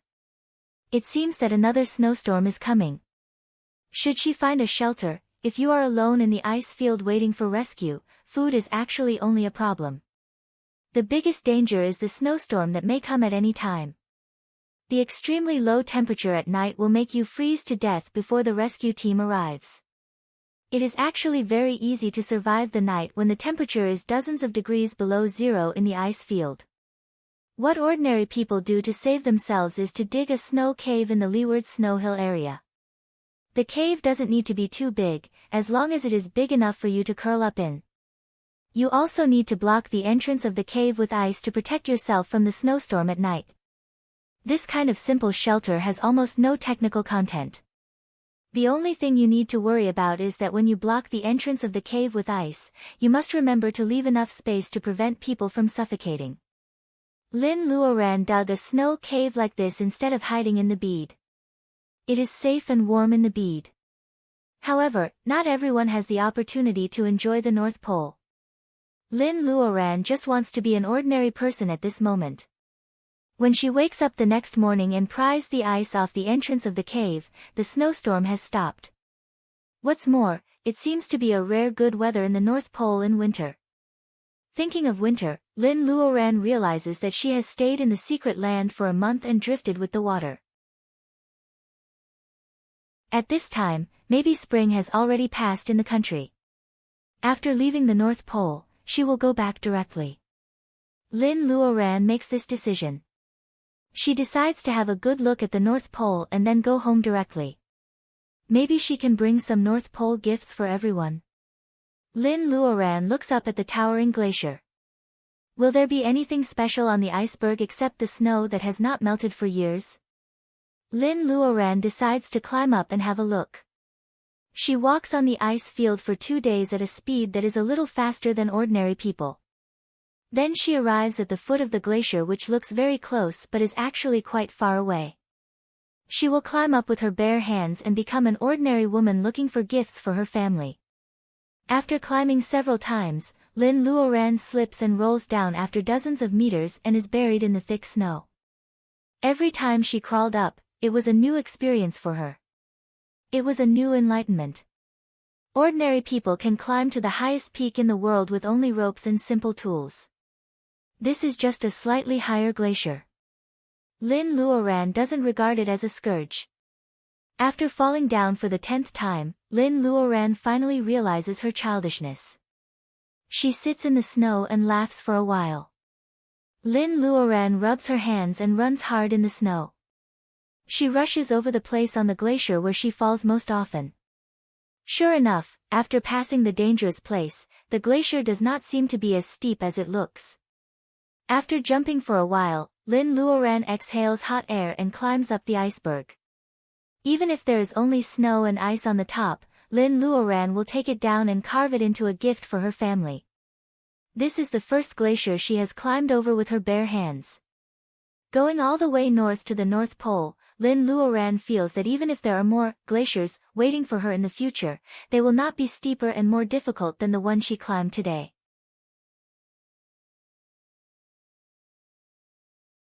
Chapter 130. Most people will never know what it feels like to breathe on an iceberg more than 2,000 meters above sea level. The air is thin and it is difficult to breathe. You can breathe on your hands and the back of your hands will be covered with a thin layer of ice in the blink of an eye. Although there are traces of summer, the 4 seasons of the year are not clear in the Arctic. At least on this frozen mountain, there is no feeling of summer at all. There is a gurgling sound of water. Lin Luoran stomps her feet and thinks that at least the ice will melt into a river in summer. This is the difference between summer and winter in the Arctic. In the summer, there would be moss growing on the tundra, which was why sheep and deer could survive on this piece of land. However, on this iceberg, it was a pure white world, without even a trace of a mouse. Hearing the sound of water, Lin Luoran follows the sound. In summer, the temperature rises and the ice and snow melts. Small streams of snow water slowly converge into an ice river. This is the river Lin Luoran finds. The river was so clear that one could see the bottom. At the bottom of the river, there were pebbles that had been washed clean by the water. They lay there quietly. The sunlight shone on the river, making the pebbles at the bottom of the river look lively and cute. Lin Luoran walks along the river. There is soft moss on the ground, which is said to be the favorite food of Arctic deer. It is soft and dry, very comfortable for people to step on. The more she walks, the more peaceful she becomes. The beautiful river flowing in the iceberg. If she has a camera, she will definitely take a picture of it. When Lin Luoran is sighing, she sees a flash of silver light in the river. It passes through the river under her feet in the blink of an eye. Hey, is there a fish in such cold water? With Lin Luoran's eyesight, she just sees its long body flashing by. She really can't see what it looks like. It is so fast. Lin Luoran is interested and runs after it. The little fish jumps in the river as fast as lightning. Lin Luoran speeds up her body to the limit, but she can only see the fish jumping occasionally. Lin Luoran keeps chasing after it. She goes deeper and deeper into the iceberg. Gradually, she comes to a valley. Lin Luoran is surprised by the different temperature and stops. She could not remember how long she had been walking. It seemed that she had climbed over the iceberg and arrived at a slightly shorter peak next to it. This was an ice valley in the col of the mountain. The water of the glacier all converged into the lake in the valley, and there were no other gaps. The strange fish should be hiding in the lake, right? Lin Luoran feels that it is very cold here. It is reasonable. Generally speaking, the temperature should be lower in the high altitude than in the low place. However, the snow on the high mountain has melted. Why is there still a thick layer of ice on the lake? At first, Lin Luoran thinks that it is because the air in the valley is blocked and the cold is stagnant. However, when she gets closer to the lake, she finds that the cold comes from the lake. It is not particularly cold in other places of the valley. It is a bit strange. Lin Luoran wanders around the lake. This lake is a bit strange. What is different? The ice is thick, so Lin Luoran is safe to step on it. She takes a few steps to the lake and finds that there is light smoke in the center of the lake. A figure as long as a chopstick jumps out of the lake about 3 feet high. It is the fast strange fish. Lin Luoran is so happy that she forgets that there is light smoke in the center of the lake. She jumps up and runs to the lake. In the air, she sees that the center of the lake is not frozen. A stream of hot air blows on her face. As soon as Lin Luoran's toes touch the ice, she hears a crisp sound. It turns out that the ice in the center of the lake is thinner than other places. The hot air blows on her face. It turns out that the water in the center of the lake is hot. Lin Luoran accidentally steps on the ice. It is not a big deal for her. She can jump up easily. However, at this time, the strange fish jumps out of the water and bites Lin Luoran's fingers. The fish's teeth are sharp and it even bites 2 small holes on her fingertips. Lin Luoran is so angry that she feels that half of her body is numb. As soon as she jumps up from the broken ice, half of her body is suddenly numb. She has no strength and falls into the lake. The fish that bit her is gone. Lin Luoran doesn't know whether to laugh or cry in the water. She used to say that it is rare to have a hot spring at the North Pole. Isn't the water in the center of the lake hot? Of course, if she is not numb and powerless now, she will really enjoy it. Lin Luoran's body is weak. She manages to hold up a water dome and then she sinks into the lake. Lin Luoran doesn't know what kind of strange fish it is. With one bite, Lin Luoran, who is barely a cultivator, feels numb all over. She has just held up a water dome to protect herself, but now she can't even cast a spell. She sinks to the bottom of the lake like a stone. Lin Luoran secretly curses the silver fish for several times. She tries her best to keep her eyes open and watch herself sink deeper and deeper. Through the water shield, she can feel that the temperature is getting higher and higher. At first, the hot spring is about to boil. Lin Luoran feels that her eyelids are so heavy that she can't keep them open. She closes her eyes unconsciously. The best thought is that the water is getting hotter and hotter. Will she end up like the fish soup that she ate when she first came to the shore? Lin Luoran dreams that she is lying on a rocking chair in the backyard of the Lin's house. She is drowsy and little Luodong runs to her with a smile. He bumps into her arms. Lin Luoran shivers and then she wakes up. However, the reality is that Lin Luoran wakes up from her dream and finds herself still lying in the water dome. It is not little Luodong who jumps into her arms. It is the stinky fish that bit her and is playing with the water dome outside. Although it is small, it bites hard and hits the water dome with great strength. Lin feels that her hands and feet are full of strength again.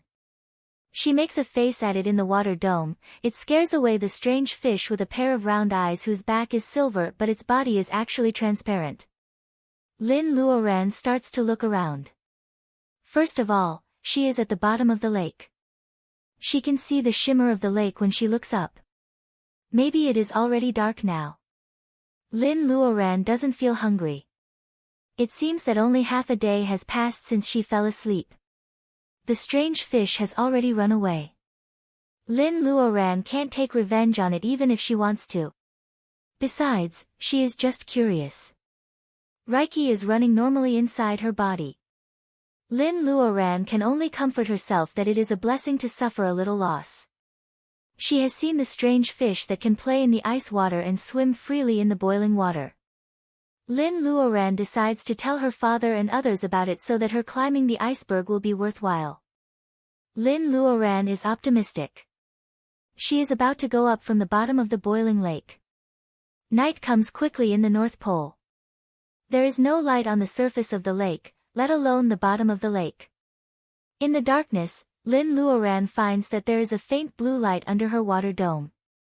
Lin Luoran takes a closer look and finds that it is a grass that is swaying with the water. The grass has 5 long and narrow leaves of different lengths. It seems that the grass is doing well in the boiling water. Lin Luoran touches its shining blue leaves through the water dome. Her fingers are almost frozen. It is boiling water here. Why is the grass so cold? Lin Luoran is surprised. She uses her clear sight to look at the grass. She covers her mouth and pinches her thigh. It hurts so much. This is not a dream.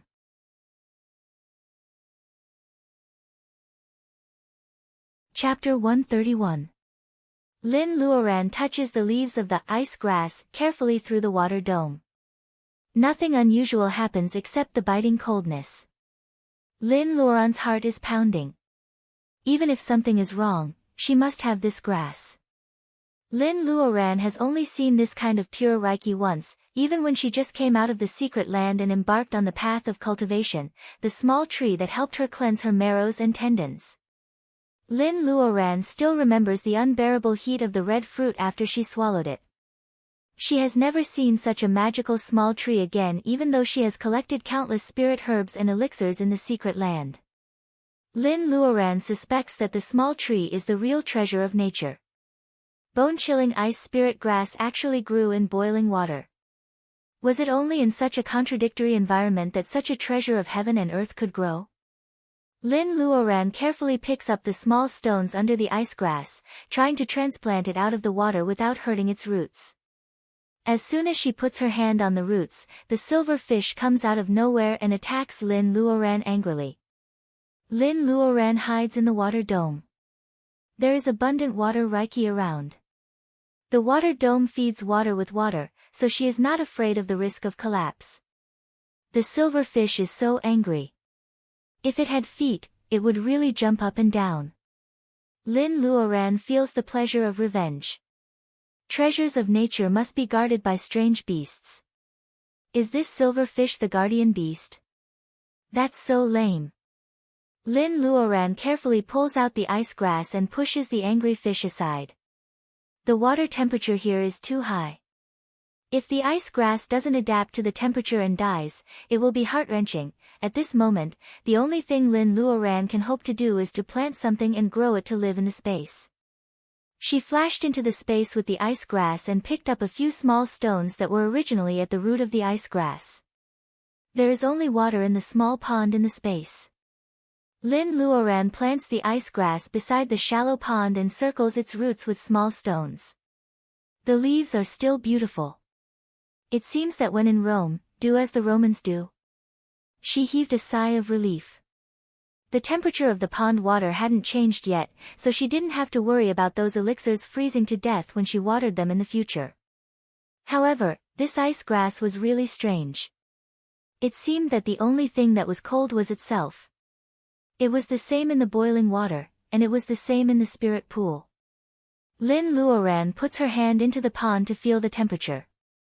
The abundant water Reiki refreshes the spirit herbs in the space. Lin Luoran can't help but recall the feeling of swimming in the sea and blending in with the water. Different from the naughtiness of fire Reiki, water Reiki is still the mildest kind of Reiki on the earth where the temperament of Reiki has changed. No matter how eccentric it was, at most it would freeze anyone who dared to touch it. Normally, it was gentle and harmless. It doesn't have a small tail. Unlike fire Reiki molecules that run around like Halley's Comet, it is like a quiet raindrop, gentle and elegant. Even when it moves, it is beautiful. Lin Luoran's thoughts wander like water. It turns out that she has gained more than she imagined during this period of drifting on the sea. She swam with fishes, turned ice into water, dug a hole in the snow for the night, walked in a snowstorm, and climbed an iceberg more than 2,000 meters above sea level with her bare hands.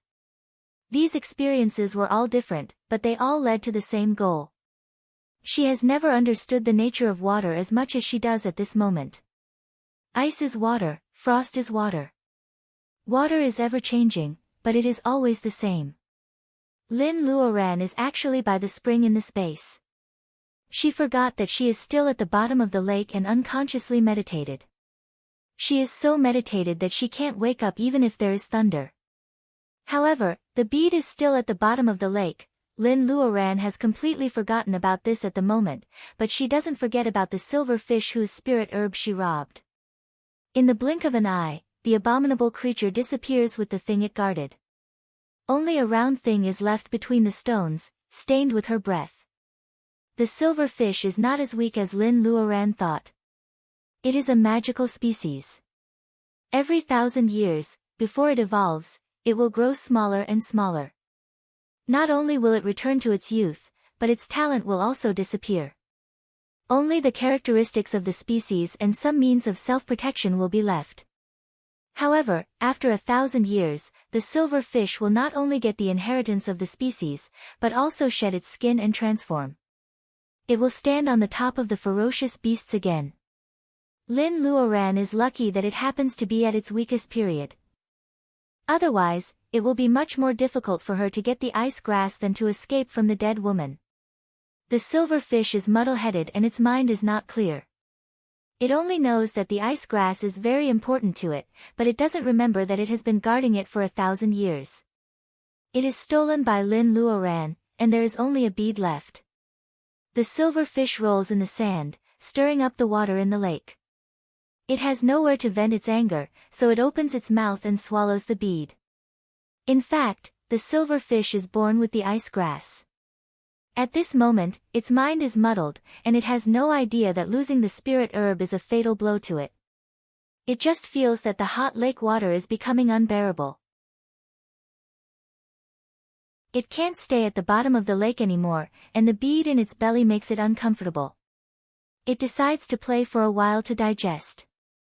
The silver fish jumps up and swims to the surface of the lake.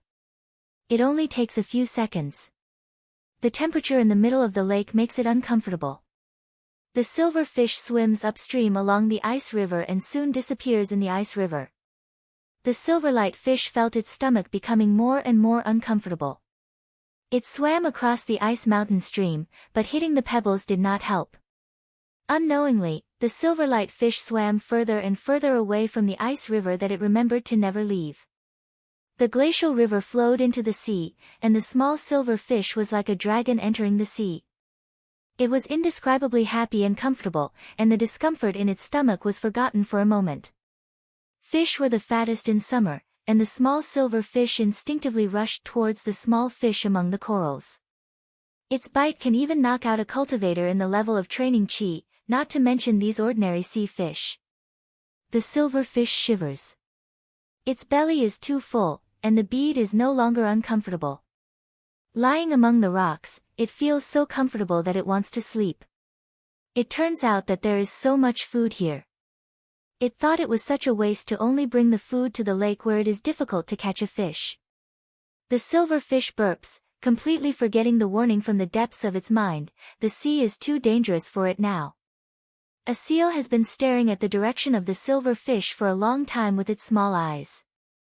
Maybe the seal wants to change its taste today, so it is very interested in the silver fish. Before, the silver fish was too fast, so the seal could only stare at it. Now, the silver fish has eaten too much and its digestion is weak. The seal, which has been preparing for a long time, instantly attacks. The silver fish only felt the lights suddenly dim, and it was bitten on the head by the seal. After smacking its mouth a few times, the seal swallowed the silver fish that had a rather powerful origin. The silver fish is as fast as lightning, but because of its gluttony, it can't use it at all. Because of its carelessness, the silver fish has no time to attack the poison that can make people faint. God's arrangement is always so strange. The female corpse in white will never expect that she will be defeated by a little cultivator in the level of training chi. The silver fish, which grows with ice grass, will never expect that it will end up in the stomach of an ordinary seal. Once 1,000 years, the seal can transform into a human form and become a powerful monster. If it can't, it will die. There are gains and there are losses. It is just like the path of cultivation. It is said that at the end of cultivation, one will become an immortal. However, the path of cultivation is not something that you can come and go as you wish. The seal doesn't know anything about the Tao of nature. It eats the silver fish as it wishes. After savoring the taste for a while, it clumsily climbs to the ice to take a breath and bask in the sun as usual. Every time the spring sun begins to shine on the land after a long cold night, and the days become longer and longer, the seals will climb out of the ice to bask in the sun. They lie next to their breathing holes and hide behind the dug ice debris, vigilantly watching their surroundings. This is the best season to hunt seals, but the seals have no other choice. The temperature of the sea made of ice and snow is unbearably low. If they don't bask in the sun after catching fish, the seals will freeze to death. The seal climbs on the ice and looks around every once in a while. It finds the ice is quiet, so it lowers its head and lies down to enjoy the sun. When the seal looks up and lowers its head, its poor eyesight makes it ignore the white canvas moving not far away. A head wearing a big white hat flashes. Seeing the movement of the seal, the head stays still and continues to lurk. The white canvas looks like a pile of ice and snow from afar, but it moves slowly when the seal is not paying attention. The Eskimos, the people living in the coldest area of the earth, always know how to hunt and kill a seal basking in the sun on the ice.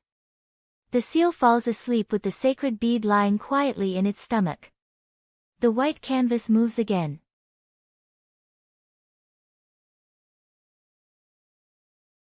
Chapter 132. On a sled pulled by dogs, an excellent Eskimo hunter controls the direction and moves freely on the snowy ground. On the sled, there is not only a bearded hunter with a white fur hat, but also a dead seal. Several fish of different sizes are strung on the fishing line, swaying as the sled moves forward. After climbing over a few snowy hills, the hunter sees an ice house. He pulls the reins, and the sled slides on the ground for a few meters before it finally stops. The hunter wears thick gloves. He rubs the ice off his beard and drags the seal down from the sled. An adult seal can weigh up to 180 kilograms, and this half-grown seal weighs more than 100 kilograms. Without the help of the sled, even if the hunter succeeds in killing it, it would be difficult for him to bring the prey back from the ice and snow. The hunter lifts the thick blanket of the ice house, and a 10-year-old Eskimo girl stands up. "Dad, did you catch a seal today?" The hunter puts down the seal. Seeing his daughter's happy face, he can't help but rub her hair. The winter of food shortage is over, and his daughter will not starve. How can he not be happy?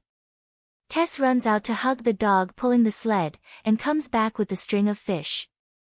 There is too much food for her to eat in a short time, so she buries it under the snow to keep it fresh and clean. Although Tess is only 10 years old, she is already a good helper at home. She cleans up the seal with her father very quickly. "Dad, look." When Tess is washing and peeling the seal, she finds a bead with blood on its belly. She wipes it on the ground with the snow and finds that it is a round, shiny pearl. She shows it to the hunter happily. The hunter takes it and looks at it for a while. Such a pearl is really rare in the Arctic. He doesn't know what the seal ate. Seeing that Tess likes it, he gives it to her to play with. The hunter feeds the seal's innards to the dog, and then comes back to eat the seal meat with his daughter. There is no place to light a fire in the ice and snow, so the Eskimos have always lived on raw meat. Recently, with the progress of society, people rarely live in igloos and eat raw meat, except in the extreme north. The hunter and his daughter are one of the few who insist on eating raw meat. After the seal meat, Tess lay on the felt and played with her beads. There were many Eskimos in the area. They were helping each other. The hunters had given most of the seal meat to their neighbors. Tess is alone in the igloo, tossing the beads up and down. The Eskimos migrated from Asia 10,000 years ago. They were short, yellow-skinned, and black-haired, typical Mongolian. Tess looked like a Chinese girl. When the huntsman returned, he saw that Tess was still playing with the bead. He was glad to see that his daughter liked it. Tess's mother died during childbirth. For so many years, he raised Tess with goat's milk and relied on his hunting skills to keep her from worrying about food. However, he really did not know how to play with a teenage girl. Even his sled dog was better at making the little girl happy than him. In the polar circle of the North Pole, there was no night in summer. It was the transition between winter and summer, and the night came late with snowstorms. Because they lived in an igloo, they couldn't light a fire at night. Otherwise, the igloo would melt. The hunter put a thick bearskin blanket on Tess. He was so tired from hunting during the day that he soon fell asleep at the other end of the igloo. Tess didn't know why, but she couldn't fall asleep even though she was full tonight. Tess held the bead taken from the seal's belly in her hand. In the cold night, the bead seemed to be warm and she didn't want to let it go. Tess had heard several fairy tales. The bead was strange. She always felt that there was a fairy in it. Of course, the little girl kept her eyes open until midnight. She was too sleepy to fall asleep, but the so-called fairy didn't come out of the bead. However, the water reiki around the bead fluctuated strongly, so the little girl couldn't put it down. The next day was a sunny day. After eating the seal meat, the hunter went to discuss something with his neighbor early in the morning. Tess played with the sled dog at home. The water reiki around the bead was getting stronger and stronger. The affinity of water made her reluctant to put it down. The hunter didn't come back until lunchtime. It turned out that they had accumulated a lot of seal skins over the winter. They didn't want to be cheated by the fur traders who traveled among the Eskimo tribes, so they decided to sell them in the town themselves. They had to go out for a few days and asked Tess to stay at home at night. Tess answered absent-mindedly, but her mind was on the bead. The hunter told his daughter to move out all the seal skins they had accumulated over the winter. They filled the sleigh with food and set off. Tess was very active, so she stayed in the igloo for the first 2 days. However, no one talked to her in the ice and snow. Even the sled dog had left with her. Tess was just a teenage girl. At night, she couldn't fall asleep when she heard the sound of snow hitting on the door blanket. Hearing a whimper near the igloo, Tess was scared and curious. She got up from the blanket and quietly lifted it. There was a row of neat footprints in front of the igloo, which were not completely covered by the wind and snow. Could it be that father had returned? Every time her father came back from the town, he always brought her a lot of shiny candies. Thinking of the smell, Tess forgot the whimper and thought that her father was in the neighbor's house not far away. She put on a fur coat and ran out along the footprints. The little girl closed her eyes because of the wind and snow. She couldn't tell the way, so she lowered her head and followed the footprints. She didn't realize that this was not the way to the neighbor's house. Tess didn't know how long she had been walking. She only felt that her legs were getting stiffer and heavier, and her body was frozen. Looking up, Tess finally realized that she was lost. Getting lost in the snow on such a snowy night could kill someone. Little Tess finally remembered that her father told her not to go out at night. Her mouth was blue with cold and it took her a long time to hold back her tears. Just then, little Tess heard something in front of her. She tried to open her eyes and saw a strong figure a few meters away. Was it her father? Little Tess ran 2 steps and saw the figure clearly. She covered her mouth tightly. It was not her father, but a polar bear with some meat in its hand. The red rope on the meat was tied by Tess herself. It turned out that it was not her father who came back. It was the polar bear who was stealing the seals and fish that Tess buried in the snow outside the igloo. The polar bear also smelled the smell of a human. They were the least picky animals. When they could not catch fish in summer, they would rely on carrion to survive the Arctic summer. Of course, they would also eat people, especially children like Tess who could not attack. The polar bear dropped the meat in its hand and rushed to Tess. Tess turned around and stumbled 2 steps. She fell to the ground, and the bead in her hand fell out. Tess couldn't see where it fell in the dark. Her feet were stuck in the snow. 10-year-old Tess was so scared that she even forgot to cry. The polar bear's paw was getting bigger and bigger in her eyes. Tess curled up into a ball, calling her father and shivering. Just then, a beam of dazzling light burst in the direction where the bead fell. The polar bear seemed to notice something and stepped back in fear. Tess opened her eyes wide and watched the bead she had been playing with for days. It shone brightly and gradually floated in the air.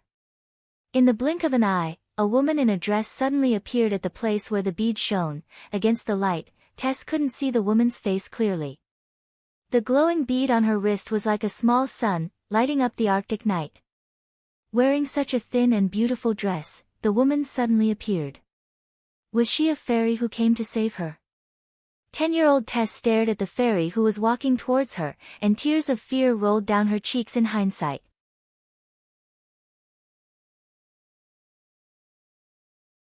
Chapter 133. Fairy, are you here to save Tess? In the dark of the snowland, Tess's eyes have just been washed by tears. They are as clean as crystals. She raises her little face and asks Lin Luoran who is walking over. Lin Luoran has just woken up from the tranquility and is ejected from the space. She is still thinking about the strange action of the space when she finds herself in the snow. Except for the light from the bead, there is nothing else but darkness. A few steps away from her, there is a frightened polar bear and a little girl who is crying and shouting something in a language she doesn't understand. Lin Luoran certainly can't understand the language of the Eskimos, or she will be a fairy.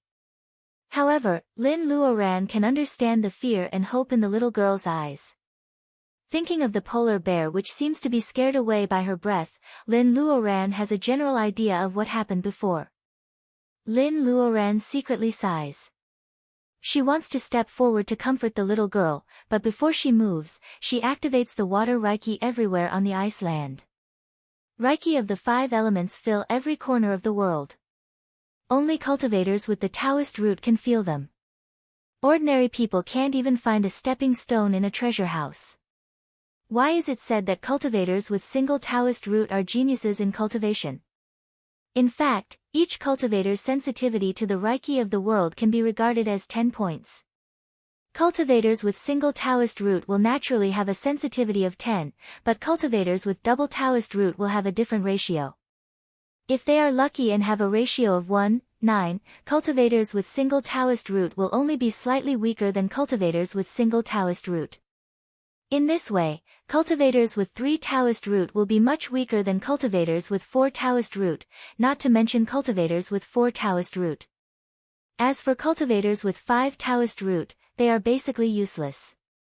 Maybe some people say that diligence makes up for stupidity. Even if cultivators with weak sensitivity choose to cultivate with a higher ratio of Taoist root, their Taoist root may not be weaker than cultivators with single or double Taoist root. However, the path of cultivation was originally against the natural order. If it were so easy, the cultivation world would not use the Taoist foundation to determine a person's future, and use the Taoist foundation to determine a person's importance and status in a sect. If you had 70% water element, 10% wood element, 10% earth element, and 10% metal element, and you wanted to stand out by relying on the water element and give up the cultivation of the other 3 elements, it would only cause the spiritual qi in your body to become chaotic, and you would destroy your own cultivation. In other words, when a cultivator with multiple natures breathed and cultivated, the proportion of Reiki he refined must be in line with the proportion of his Taoist root. This meticulous and thankless work not only had many requirements on the place of cultivation, but it was also several times more difficult to cultivate than the geniuses with single or double natures. The lifespan of a cultivator in each realm was fixed. Except for those who had great luck, those with less than double natures would be burdened by their own bodies. With the same cultivation, they would have to cultivate longer, and they would have to worry about the balance of the natures of their Taoist root from time to time. How could they compete with the geniuses who had a smooth journey? Lin Luoran doesn't know anything about the common sense of the world of cultivation. She can feel it whenever she wants. Because of her peaceful state of mind, she often goes into tranquility. If other cultivators knew about this, they would be envious, jealous, and even have a dark mind. For example, she has just woken up from tranquility a moment ago, so her perception of water has never been so clear. She can even affect the water Reiki on the ice field when she moves. This is a special case where her perception of the water Reiki is strengthened to the extreme. Lin Luoran doesn't know about the balance of natures when absorbing Reiki. Except for the fire Reiki in her body, she has never had any problems. No one has ever told her about this, so it is impossible for her to know. Water Reiki swarms in. The bead is so happy that it tries its best to absorb it. Half of the Reiki is absorbed by the newly planted grass in the spring, the other 20% is given to the plants in the space, and the remaining 30% is transformed by the bead into peaceful water Reiki and sent to Lin's body. Water Reiki flows up along Lin Luoran's right hand, nourishing her meridians, bones, and muscles. As the water Reiki keeps pouring in, Lin Luoran calms down. She recalls the feeling when she was meditating. Her mind is clear. At this moment, she is water, she is ice, and she is the snowflakes falling from the sky. There seems to be a slight sound of something clicking. Lin Luoran finally opens the door of water Reiki in the 5 elements at the right moment. Although the Earth's Reiki is thin, Reiki within 100 miles swarm in. Even if the bead collects the service fee, Lin Luoran can still get unimaginable benefits. The chaotic Reiki in Lin Luoran's body is full of water Reiki. The moment she transforms into water, the chaotic Reiki in Lin Luoran's body seems to be summoned. A stream of blue Reiki separates from the chaotic Reiki. After the fire Reiki becomes independent, the water Reiki in Lin Luoran's body also has its own meridians. Lin Luoran is so focused on checking her body that she doesn't notice that as soon as the water Reiki in her body is generated, the ice grass in the space grows 2 more leaves because it has absorbed the effect of the spring and the water Reiki. Lin Luoran can also see a small bulge in the center of the leaf. Is it a bud? After the water Reiki in Lin Luoran's body is transferred to her own meridians, a blue light suddenly flashes above the cabin. It is so fast that Lin Luoran can't find it even though she is in the space. Only the fire phoenix, which she has never seen before, makes a happy cry, as if it is welcoming its new partner. Lin Luoran's personal ability is changing quietly under the continuous input of water Reiki. It seems that it is not bad. When she opens her eyes again, she feels that her eyelashes are heavy and stiff. Everything in front of her is white. She is not too hungry. It seems that she has just cultivated for one night. Last night, if she didn't transfer the water Reiki to her meridians immediately, she would have been captured by the swarming water Reiki. Fortunately, the process is well controlled, so it is not dangerous and the result is quite gratifying. Lin Luoran notices the changes in her body as soon as she opens her eyes. Her blood is more vigorous and her Reiki is more condensed. The reason why the first step of cultivation is called training Qi is to train Qi into the body. At this moment, there is no extra space in her meridians and her body is light and healthy. Lin Luoran knows intuitively that after last night, she has entered the real completion of training Qi. Not long ago, Master Mu said that she could enter the level of laying foundation in 15 years. Master Guo also said that he bet that she could enter the level of laying foundation in 10 years. At that time, Lin Luoran felt that with the help of the space, she might be able to think faster than they said. However, she didn't expect that it would be so fast. The trip to the secret land has tempered her mind and personal ability. The drifting trip has repaired the deficiency of her Taoist heart. With the formula of foundation laying bolus in hand, Lin Luoran's personal ability has kept up and her state of mind is needless to say. As long as she can make foundation laying bolus, Lin Luoran is sure that she can enter the level of laying foundation in 1 or 2 years. Compared with Wen Guanjing and others, Lin Luoran has wasted many years of her life. Besides, she can't tell others about her Taoist route, which makes Lin Luoran worry a lot. Until now, Lin Luoran's previous uncertainty has finally disappeared. Cultivation had always been a path that defied the heavens. Hard work, coupled with the heavens' favor, allowed older women to cultivate in the city. In the pure white snow, Lin Luoran is like a snow doll wrapped in the wind and snow overnight. With the help of the water Reiki and the improvement of her personal ability, the negative emotions that she was prone to before have disappeared a lot. Her temperament has also changed dramatically. Lin Luoran is no longer a sharp sword. She is like a lake, calm and amiable on the surface. However, at the bottom of the lake, she has the ability to overturn ships.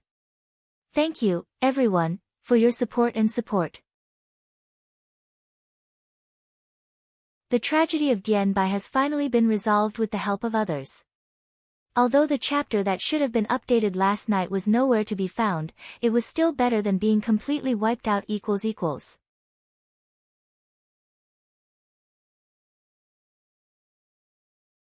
Chapter 134. The first thing that comes to Lin Luoran's mind is the foreign girl from last night when she calms down from the excitement of improving her personal ability. After being frozen for a whole night, he was fine, but how could such a small person endure it? Lin Luoran shakes off the snow on her body and feels worried. She sees the little girl sleeping soundly by her feet. Her face is ruddy and her breathing is normal. It seems that she is not frostbitten.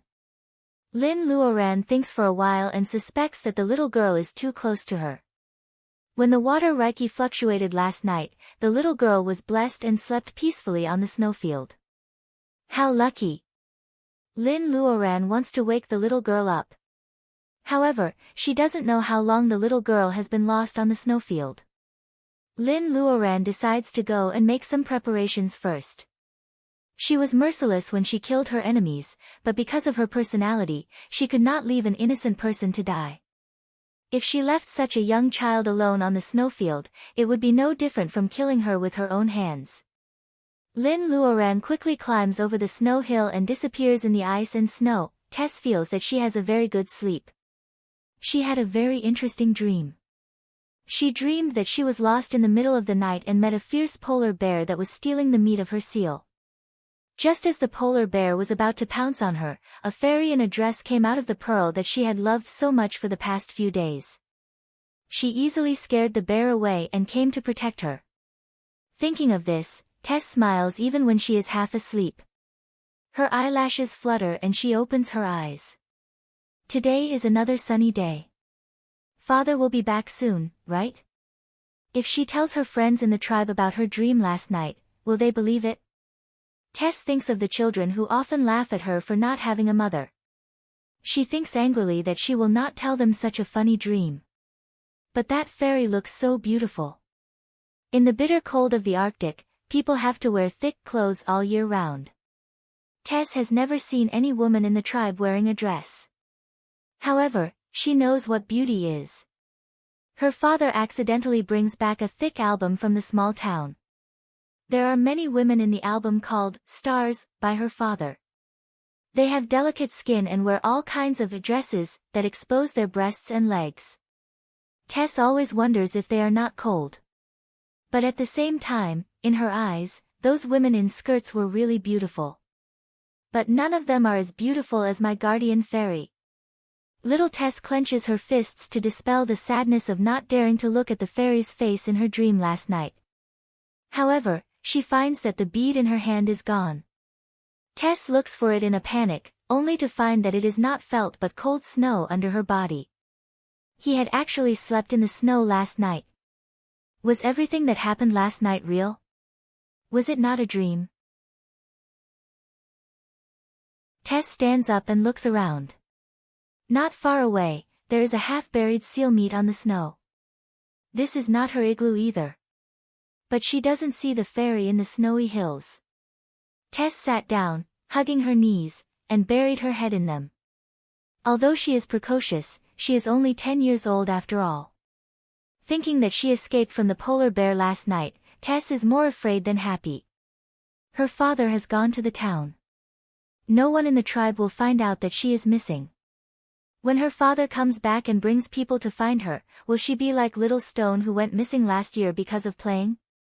When they find her, only half of her body is left. Thinking of how ugly she will become, Tess feels nauseous and almost vomits. Because of too many thoughts, the little girl doesn't want to eat the delicious seal meat. She is cold and hungry, and she cries. She is wiping her tears when she suddenly smells something very fragrant. Little Tess couldn't help but raise her head. A figure in a long dress is walking towards her from the snow-covered hill. She is walking elegantly and nobly. The fragrance that Tess smelled comes from the stone pot in her hand. In this ordinary morning in the Arctic, this scene is deliberately imprinted in Tess's mind. If Tess had more words, she would know that the woman walking towards her is calm and indifferent, as if she is not walking in the cold Arctic, but in a courtyard in the south of the Yangtze River. Her skin is so white, as clear and transparent as the melting snow on the glacier in summer. Her hair is so black, and it looks like the glossy fur of a seal against the white background. Her dress is wrapped from her neck to her toes. Although her breasts and legs are not exposed, Tess feels that she is more beautiful than all the stars in the album combined. More importantly, she is Lynn's guardian fairy. Because of the language barrier, Lynn just smiles and puts the stone pot in front of the little girl who has woken up, telling her to eat. After waiting for a while, Lynn Luoran looks at the stone pot in astonishment. The fish soup is milky white, with some tomatoes from her space and some green onions. The color and aroma of the soup are perfect. Why doesn't she eat it?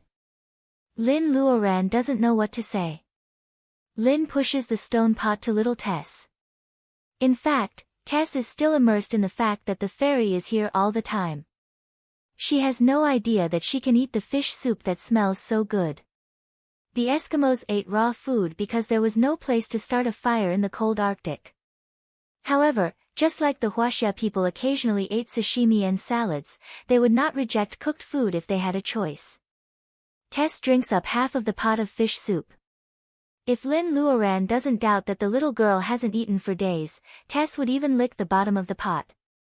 Lynn Luoran tries to touch the little girl's head, trying to give her some comfort. This kind gesture doesn't need to be explained in words. There is no boundary. Little Tess's eyes turn red and she almost cries again. Seeing that Tess can understand, Lynn Luoran is overjoyed. She asks Tess for information about her family with gestures. Tess is puzzled for a long time. She can only draw an ice house with a dome. She can't tell which direction it is and what the features around it are. In fact, Tess is not to be blamed. The traditional Eskimos migrate with the seasons. Tess has been changing houses every year since she was a child. How can she remember the snowy land and the icefield? Lynn Luoran sighs and holds her up. Tess feels that the fairy smells nice. She assumes that this is the smell of fairies. She buries her little head in Lynn Luoran's arms unconsciously, as if she wants to remember this smell forever. The fairy, in Lynn Luoran's eyes, frowns. It seems that the completion of the level of training Qi is not good enough. Lynn Luoran sighs. What she needs most right now is not a brilliant spell or a powerful sword spell, but an ordinary GPS system. Lynn Luoran soon puts these worries aside. At most, she will stay in the Arctic for 2 more days until she finds the little girl's family. Then she will go home. North, south, east, west, and north. Where is the little girl's family?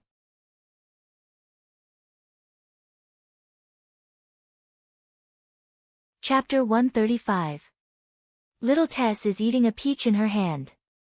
She almost buries her face in the peach. What she has eaten these days: roasted seal meat, boiled fish soup, stir-fried meat with chives, delicious peaches. Little Tess feels that she has eaten so many delicious foods that she will never be able to eat again in the rest of her life in the past 2 days. She wondered if she would be able to adapt to the life of eating raw food every day when she returned home. The more time she spends with Tess, the more Tess believes that she has met a fairy. If she is not a fairy, how can she not be afraid of the cold? How can she make a fire without fuel? How can she make all kinds of food that Tess has never seen? Tess puts a peach in her hat and plans to take it back to her father secretly. Lynn Luoran notices what Tess is doing, but she is not in the mood to care. She has been walking in the wrong direction these days. She has been looking around for a while, but she doesn't see anyone. Actually, if she thinks about it carefully, how can a little girl travel on the ice land alone? Her home should be nearby. Lin Luoran's previous search area is too large, which is self-defeating. Lin Luoran walks back to the place where she met Tess for the first time. The wind and snow have covered up the traces, but they have been together for 2 days. Tess is really smart and sensible. She knows that the fairy may not understand her language, so she picks up the mosses on the ice land and repeats a word to herself. Lin Luoran learns the word and knows the meaning of the word. It may be a plant like mosses, which refers to the little girl's name. Tess is smart. Every time Lin Luoran makes food, she will fight to wash the fish and meat. Her hands are red from the cold, but she smiles brightly. Lin Luoran and Tess have a good time these days. If Tess has no family, Lin Luoran can take her home to accompany Luodong. Lin Luoran listens to the sound not far away. She feels that she is like a strange aunt who kidnaps and sells children. However, little Tess has a family. Lin Luoran is a little upset about this, but soon she feels happy for Tess. Lin Luoran thinks that it is fate for them to meet in the ice land and spend 2 days together. She casts a spell with her right hand and a mass of pure water Reiki goes into little Tess's head. Will little Tess become smarter with the nourishment of Reiki? Perhaps he could only wait for the test of time, but there was no harm in doing so. In a hurry, Lin Luoran looks all over her body but finds no souvenirs. She bought several ancient jade plates from Panjiayuan in order to study the protective jade plates. Later, she copied the magic circles on the jade plates. In order to enter the secret land to practice spells, she has no time to test them. Lin Luoran takes one out, thinks for a while, and casts a spell of the nature of gold. Gold is the sharpest among the 5 elements. On the ice land, the gold element is very thin. Lin Luoran makes a lot of effort to cast the B-tail spell. As the name suggests, this spell is like the stinger of a wasp, which is used for sneak attack. Lin Luoran holds the stinger in her hand and moves it quickly on the jade plate. After a while, she blows off the dust and 2 human figures appear on the small jade plate. They are Lin Luoran's profile and Tessa's smiling face. There is also a line of small words engraved in the language of Huaxia, for little Tess at the North Pole. Lin Luoran hangs the jade plate around little Tessa's neck and takes out a peach to coax her. Lin Luoran touches little Tessa's head and says slowly word by word in the language of Huaxia, Lin Luoran. Tess is overjoyed to receive the gift. She knows that these syllables must be the fairy's name. She lowers her head and says it in her heart several times. She raises her head happily and wants to say that she remembers it. However, there is nothing but whiteness around and the fairy is nowhere to be seen. Tess suddenly realizes that the beautiful plate is a parting gift. She stands there and looks around. Her eyes turn red and then she bursts into tears. After the sound of crying reaches the snow hill, a man is overjoyed. He drags his tired feet and shouts, "Tess, where are you?" His daughter is not dead. The hunter has been looking for Lin Luoran and the others for 2 days, but they always miss each other. Unexpectedly, the hunter doesn't give up. He searches again and finally finds his daughter. Tess hears her father's voice and shouts, "I'm here." The hunter climbs over the snow hill and hugs Tess tightly in his arms. Tess buries her head in her father's robe. She looks at other people in the tribe behind her and hides the peach under her clothes. She doesn't tell anyone about her encounter with the fairy. The jade plate is hanging around her neck. Tess hides in her father's arms. Thinking of how Lin Luoran has taken care of her these days, she feels that the feelings that she has been missing since she was a little girl are now filled. Is it maternal love? Tess doesn't know. She holds the peach tightly and thinks sadly, will they ever see each other again? How would he be able to see his fairy sister again? In fact, Lin Luoran is not far away from the snow hill. Her excellent eyesight enables her to see what is happening here. Although she has sensed that some people are coming and they seem to be looking for someone, she still needs to see with her own eyes that they are really Tess's family members. Seeing Tess in the arms of a man, Lin Luoran smiles with relief. Glancing at little Tess again, Lin Luoran turns around and disappears into the snow without looking back. She can clearly feel that the temperature in the North Pole is gradually rising. Is summer really coming? Seeing that Tess is back in the arms of her family, Lin Luoran misses them even more. This time, she doesn't delay anymore.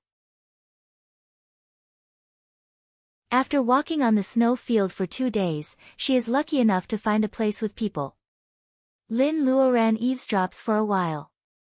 Coincidentally, the family she chooses has just moved from the United States and they are not used to the climate here. The hostess complains to the man and then Lin Luoran knows that this is Norway. She was wearing a dress, but she couldn't show her face in public.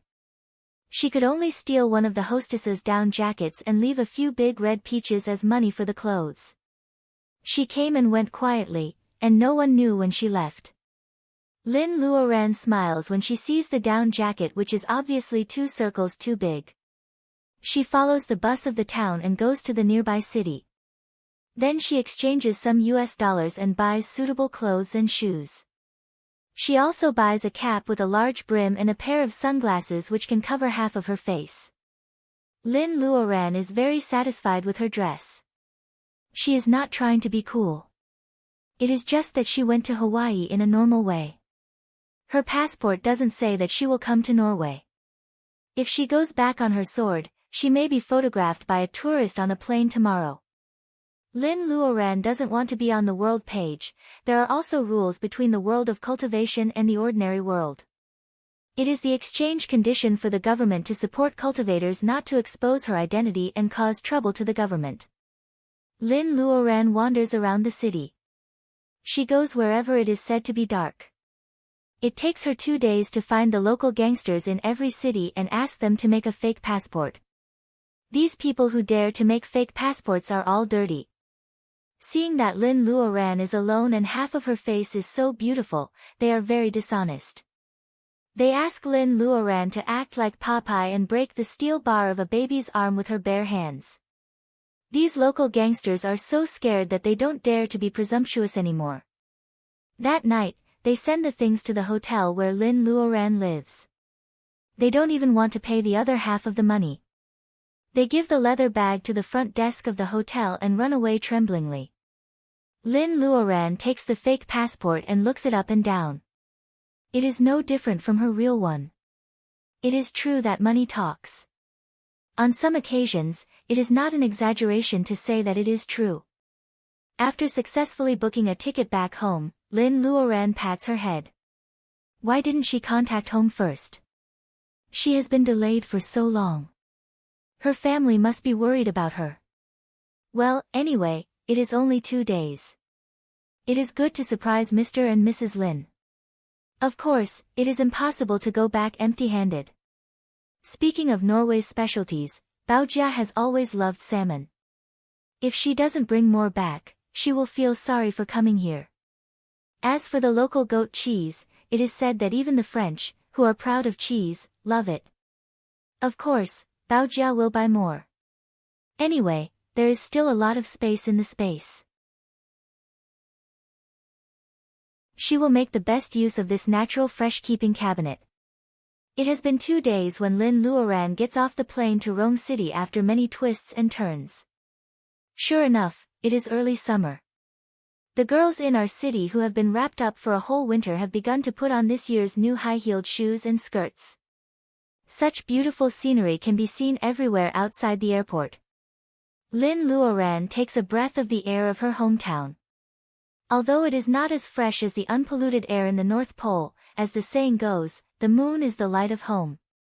She finds a taxi and goes straight to the foot of Mount Qingcheng. I have to go to the class reunion these 2 days. I don't update much, so I try to make up for it.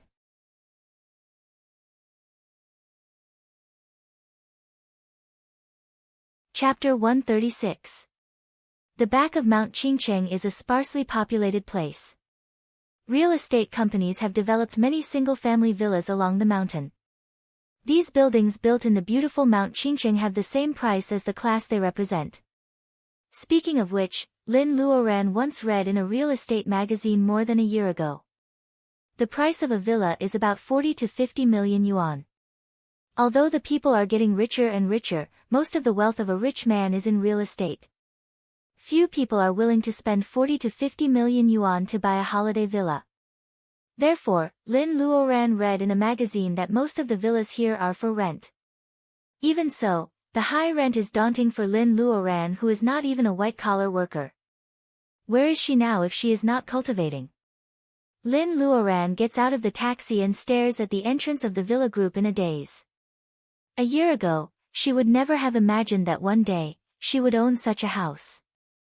Cultivation was not for wealth and honor, but if one could cultivate while making the lives of themselves and their loved ones better, no one would be stupid enough to refuse such an opportunity. Lin Luoran makes a mistake when she enters the villa. The guard has never seen the owner of the villa in a taxi. If Lin Luoran is not beautiful, he might not even pay attention to her. Fortunately, this villa is under Lin Luoran's name. She shows her ID card and gets in smoothly. The villa is surrounded by mountain roads. The place where Mr. and Mrs. Lin live is at the innermost corner. There is a bluestone pier outside the single-family villa. In front of the door, there is a big lake which separates it from other villas. With some natural barriers, it is very private. It is nearly 10 o'clock in the evening, but there is no light in the villa. Are they all asleep?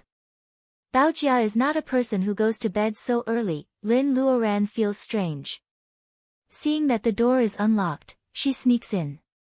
There is no sound of breathing in the house. It is not that the villa is asleep, but that no one is inside. Where are Mr. and Mrs. Lin, Baojia, and Luodong? Lin Luoran first suspects that they have returned to their home in our city, but she denies it immediately. Although the security work of the villa is good, it is not enough to let them go home without closing the door. Is something wrong? Lin Luoran feels uneasy at the thought of this, even if there is only a slim possibility. Lin Luoran runs across the lawn in front of the villa and comes to the house. The door is not locked. Lin Luoran pushes the door open and checks the house quickly. Fortunately, everything in the house is in good order and there is no trace of disorder. It seems that nothing happened at home. Mr. Lin and the others should be safe. Maybe Mr. Lin and the others went out for a walk. No matter how he looked at it, he felt that this was more likely. Lin Luoran breathes a sigh of relief and starts to look around the villa. As the nominal owner, it is the first time for her to see her second property. Different from the Lin mansion in Chengdu, this villa was pure European style. There was a total of 3 floors. Because it was hidden in the gaps between the towering trees, the third floor had a large floor-to-ceiling glass window. It was estimated that one could overlook the scenery of the mountain from upstairs. Also, because of the shade of the trees, it was cool even in the summer, so there was no need to be afraid of the scorching sun. The area of the house alone was 700 or 800 square meters, let alone 3 floors high. The space of the house was enough for Lin Luoran's 7 aunts and relatives to live here, not to mention Lin Luoran's family.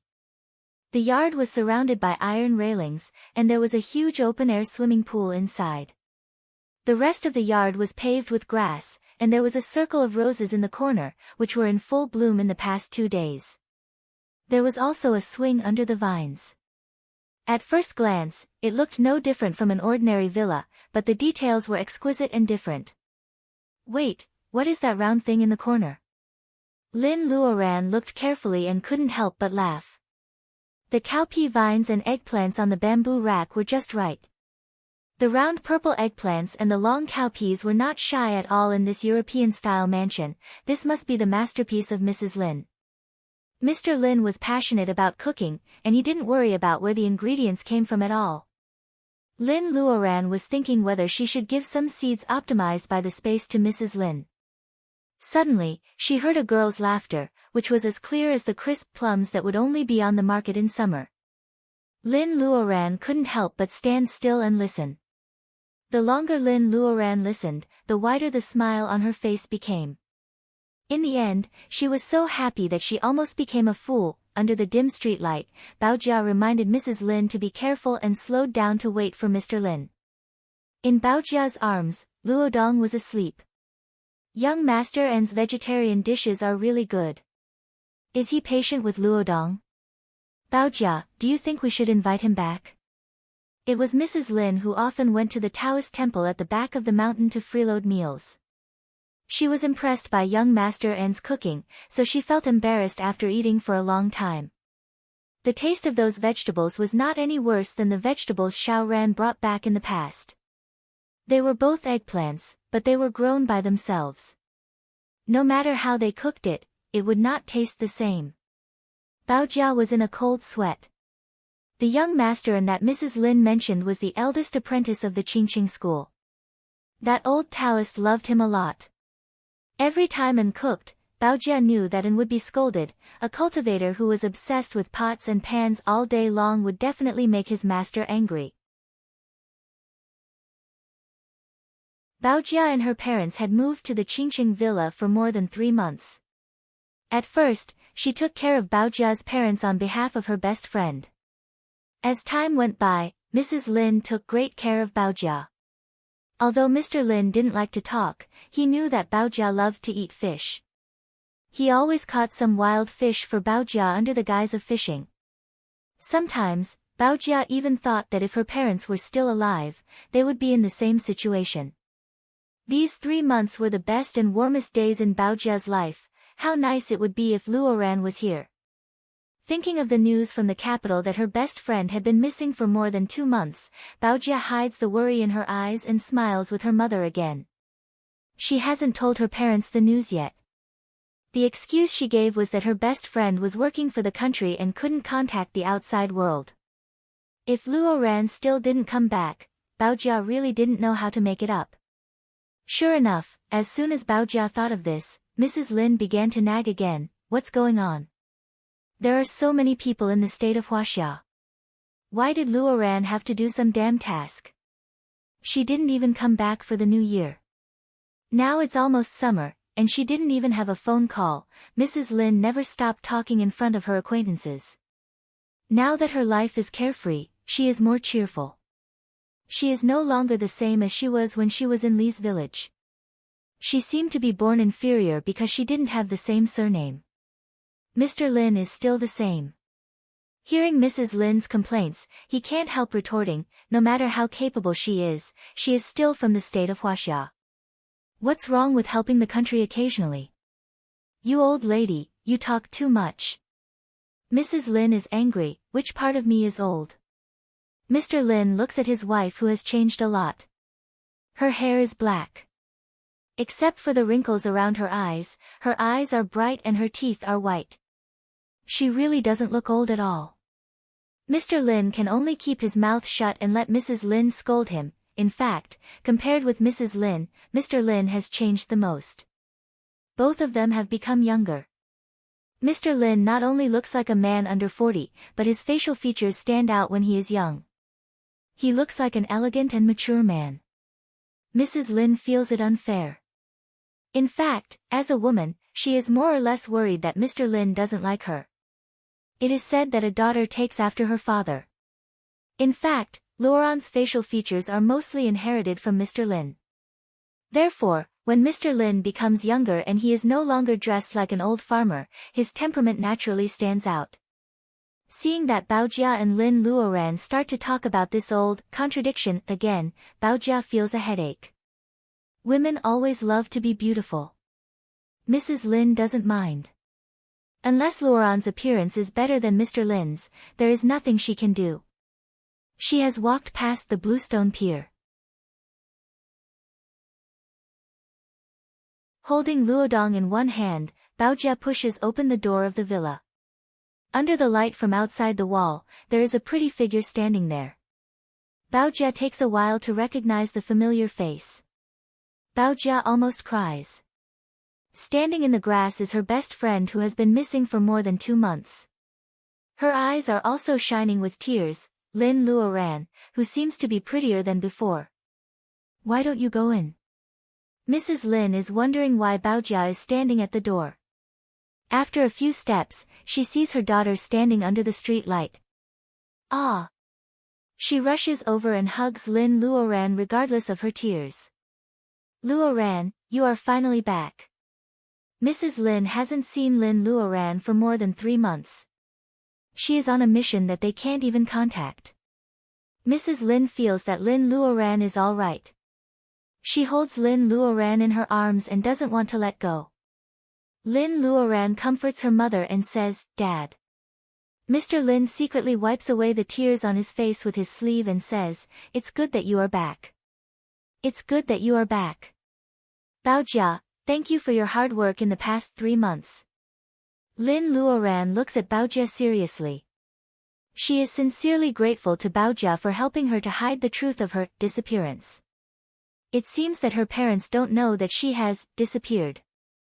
Baojia blinks back her tears and hits Lin Luoran, "Don't thank me. Why are we talking about these things?" Luodong is woken up by the voices of the adults and Baojia's movements. He opens his eyes in a daze and sees Lin Luoran. He thinks he is dreaming, so he murmurs and falls asleep again. Lin Luoran's childish behavior sweeps away the sad atmosphere. Even Mr. Lin, who is always strict, laughs. The family walks into the house together. Lin Luoran is half a step behind them. Looking at her young parents and lively Baojia, she feels warm. It's good to be home. At the same time, in an ordinary wooden house in the backyard of the Qingqing Taoist temple, which is a few kilometers away from Luodong, an old Taoist opens his eyes. Oh, she is back. Master Mu and Master Mu are worrying for nothing. How could such a lucky girl get into trouble? A head pops in through the crack of the door, revealing the baby face of young Taoist and, "Master, who did you say was lucky?" Smelling the smell of fried tofu on his apprentice, the old Taoist is furious. He has been a cultivator for so many years. Why did he find such an apprentice in the first place? The old Taoist is angry, and the consequences are serious.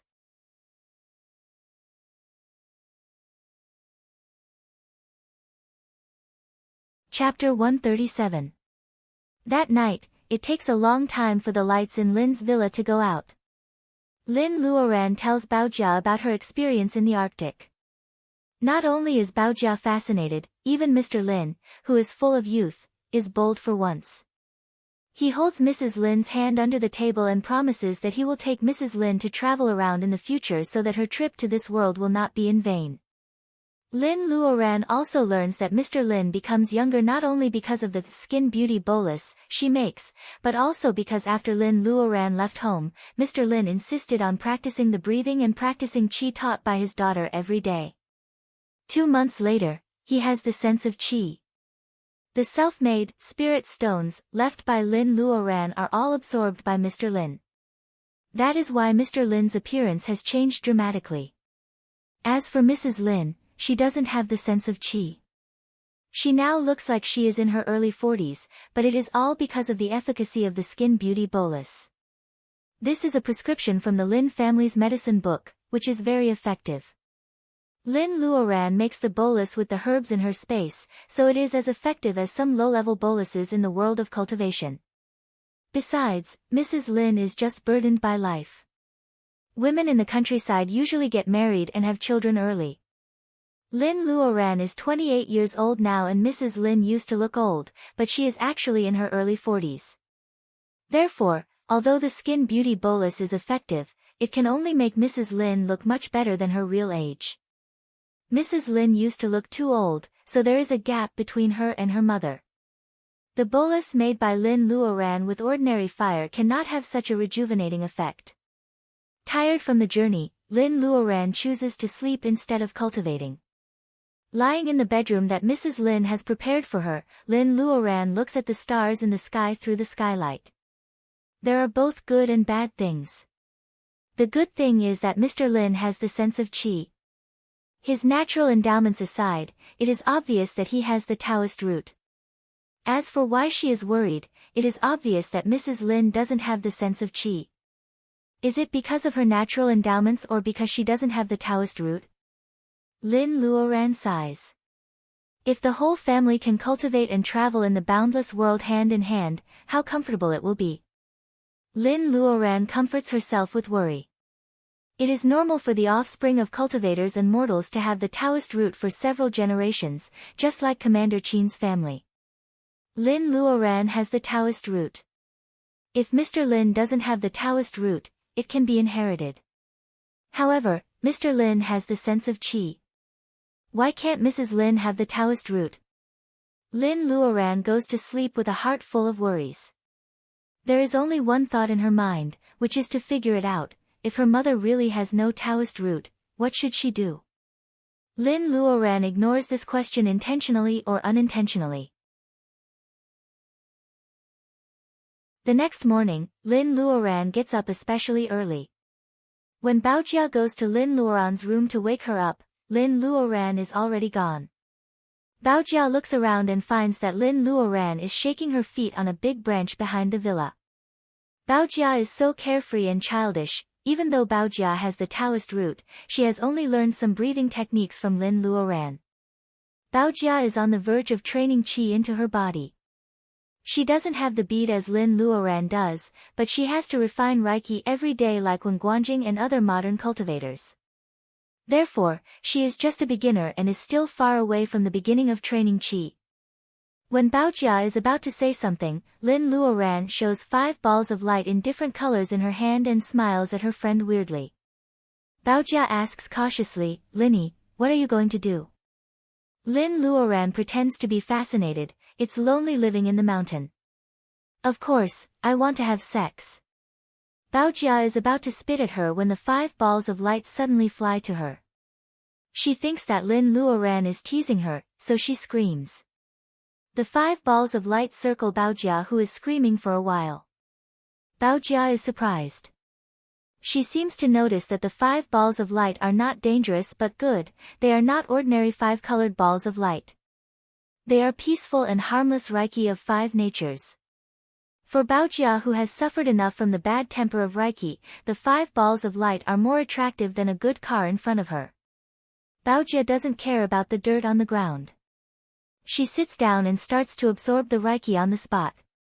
Among the 5 natures of Reiki, the green one is absorbed into Baojia's body first, and then the blue one is also absorbed. The remaining 3 balls of Reiki dissipate without any wind. They slowly dissipate and disappear again. The natures of water and wood. Just like Commander Qin's grandmother, Baojia has inherited it from another generation. Lin Luoran doesn't disturb her friend. Instead, she jumps down from the treetop easily. Cultivators with the Taoist root usually have to be in the level of laying foundation to identify the nature of a person with the Taoist root. That's because ordinary cultivators can't possess all 5 elements. They can't borrow Reiki of other natures when they are in the level of training qi. Only when they are in the level of laying foundation can they use the coexistence between the 5 elements to sense Reiki of other natures for a short time like Master Mu. Then they can really identify the nature of a person's Taoist root. However, this is not a limitation for Lin Luoran, because she can sense all the 5 natures.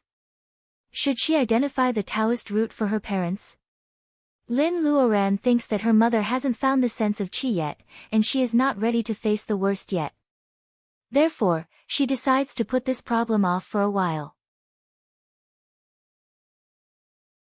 Baojia finishes absorbing Reiki and rushes into the dining room after the breakfast prepared by Mrs. Lin. Luodong is expressing his dissatisfaction that Baojia didn't wake him up last night with angry eyes. Luodong rushes into the dining room and shouts, "Someone is bullying me just because he has a higher level of cultivation. Mrs. Lin, you have to help me." Lin Luoran doesn't hide and says slowly, "Bullying? I was going to give her a treasure when she enters the early stage of training qi. That's why I helped her. Alas, my kindness is misunderstood. It seems that I can save my treasure." Lin Luoran deliberately stresses the word Baojia, which hits Baojia's weakness of curiosity. She asks suspiciously, "Are you serious? What treasure do you want to give me? Tell me and I'll let you go. Otherwise, humph." Lin Luoran shakes her head, "I can't tell you now. You have to work hard. You." Baojia glares at Lin Luoran. She has to use her ultimate weapon now. When Baojia is about to tickle Lin Luoran, her mother knocks on their heads with chopsticks. How old are the two of you? Hurry up and eat breakfast. Mrs. Lin, who has changed her appearance and temper recently, says what she wants. No one dares to talk back. Baojia has to eat her porridge obediently. Lin Luoran also tells Baojia that she has seeds to offer to Lin Luoran. Mrs. Lin's eyes light up. She is becoming more and more picky. She is not convinced that An is better at eating vegetarian food. Therefore, she has been thinking of returning the invitation. Now that her daughter is back and she has enough ingredients, she puts the invitation on the agenda.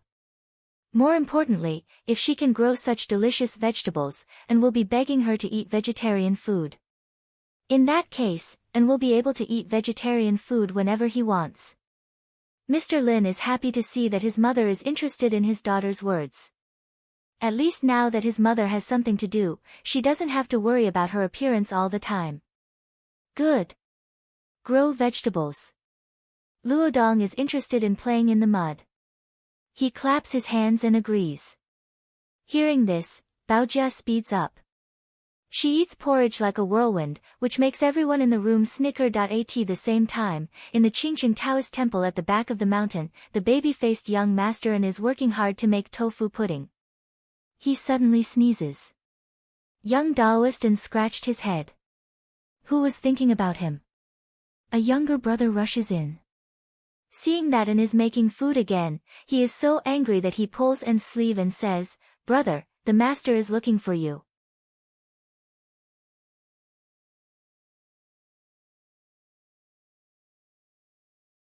Chapter 138. After breakfast, Lin Luoran takes out some seeds of the vegetables and fruits in her space and gives them to her mom. In fact, the yard of this European-style mansion is full of peppers and cowpeas, which affects the overall harmony. However, Lin Luoran is a person who doesn't mind if her parents demolish the house and rebuild it as long as they are happy. Therefore, Lin Luoran just lets her mom decide what to plant.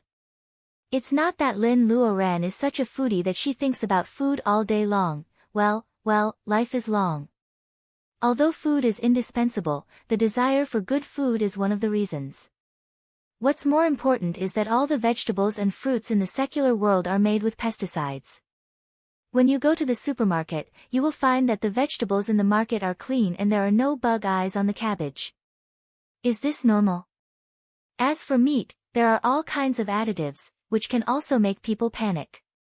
It is said that even steamed buns have to be made. Living in the city, there is really no food that can be eaten safely. In the past, they had no choice.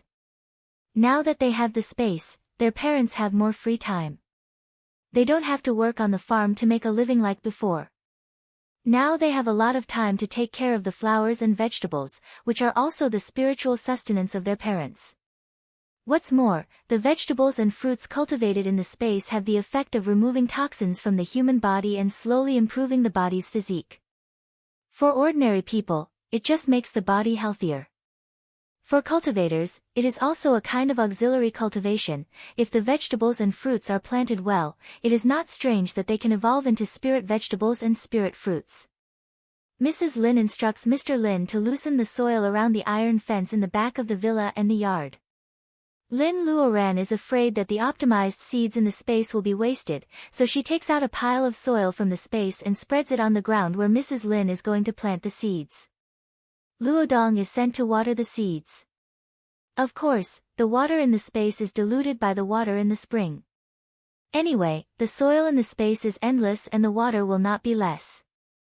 Baojia is bored, so Lin Luoran simply gives her the task of planting the soil and she is going to add some security barriers to the villa. The lotus seeds in her hand are collected by Lin Luoran in the secret land. They are called iron thorns. Although they are not spirit herbs and cannot be used as medicines, Lin Luoran will not collect them for nothing. She plants the iron thorns one by one against the wall. After watering them, she casts a spell with her right hand and casts a wood spell called Growth Spell, which is at the same level as Healing Spell. Green light gathers on Lin Luoran's fingertips. Baojia has been so eager recently that she can't help but stop to watch Lin cast the spell. Lin Luoran finishes a set of spells and the growth spell takes shape in her hands. She says, "Spell finished. Go." The green light in her hand blossomed and turned into a rain of wood reiki, accurately watering every iron thorn seed. With a slight cracking sound, the iron thorn seedling broke through the hard outer shell, passed through the thick layer of soil, and popped out its head with 2 leaves on top. Baojia's eyes almost pop out. Mr. and Mrs. Lin also stop what they are doing. As for Luodong, this totally subverts his worldview. He blinks his big eyes and no one knows what he is thinking. Lin Luoran's forehead is covered with sweat. Although she has reached the consummation of training qi, she can freely cast these spells which used to be very difficult. However, this time she casts them in such a large area that she is still a little tired. When the iron thorns grew 4 or 5 leaves, the growth spell was different from the binding spell. The growth spell could instantly strengthen the various functions of plants and turn the grass into something as tough and slender as iron wires to hurt people. However, the growth spell consumed the plant's life essence. Growth spell is different. It uses the pure reiki of the wood to speed up the growth of plants without destroying their vitality. Although the speed is relatively slow, it is a long-term solution. At first, Lin Luoran is shocked when she sees the growth spell. Though it is slower than the space, it can be cast by cultivators in the later stage of training qi. What's the advantage of her space? Fortunately, Lin Luoran sees a row of small red words at the end of the note. It is a warning to rookies like Lin Luoran that this spell should not be cast on spirit herbs and spirit materials. Otherwise, the herbs and materials will lose their efficacy. Lin Luoran breathes a sigh of relief. At the same time, she has an evil thought. Judging from the exclamation marks on the note of this spell, many people must have done this. They have destroyed countless spirit herbs and reiki materials. That's why the senior practitioner who wrote Spells of the 5 Elements is so angry. Seeing that Lin Luoran stops and the seedlings stop growing, Baojia is so envious that she almost drools. "Linny, you should have done this earlier. Uncle Yuan is the father of rice. How many crops can you get in a year with just a wave of your hand?" Lin Luoran is embarrassed. Is this a compliment? Baojia doesn't know what's going on. She continues to talk nonsense. How awesome would that be? Think about it. Every day, you'll be flying all over the place to cast spells. That's how bold a person is, how productive the land is. Lin Luoran's temples are throbbing because of Baojia's compliments. She remembers the first time they met 10 years ago. At that time, Baojia was still a cold female knight. How come she becomes like this now? Before she was injured, she was a domineering lady. When did she become so talkative? Lin Luoran suspects that Baojia has been led astray by her mother. Stop. You have the nature of water and wood. I will leave this difficult task to you. You don't even need to water the plants. You can benefit the people of the state of Huaxia alone. Baojia's eyes are shining. In fact, she says so much because she is envious of Lin Luoran's awesome spell. As for the fact that she has the nature of water and wood, Baojia has already asked the old Taoist in the Qingqing Taoist temple to identify her. If one day, she can make everything grow. While Baojia is immersed in her dream, Lin Luoran bursts into laughter. "Sister Baojia, you must be dreaming again. If you don't practice hard, you won't be able to do that even after 10 years. Baojia knows that Lin Luoran is encouraging her. She hums and ignores it. It's almost noon. Baojia takes Mrs. Lin's hand to prepare lunch. Lin Luoran smiles and shakes her head. She notices that Luodong is looking at her with curiosity. Lin Luoran wonders if she should test whether he has the Taoist root or not. However, no matter whether he has the Taoist root or not, Lin Luoran's first priority is to solve his autism. Lin Luoran pulls Luodong up and shushes him. She whispers, "Let's go. I'll take you to plant trees." Luodong blinks and follows Lin Luoran to the back of the villa. Luodong is wondering why Lin Luoran is being so mysterious about planting trees. Lin Luoran digs 2 big holes on the side of the villa and disappears in front of Luodong. Luodong is so anxious that he is about to inform his parents.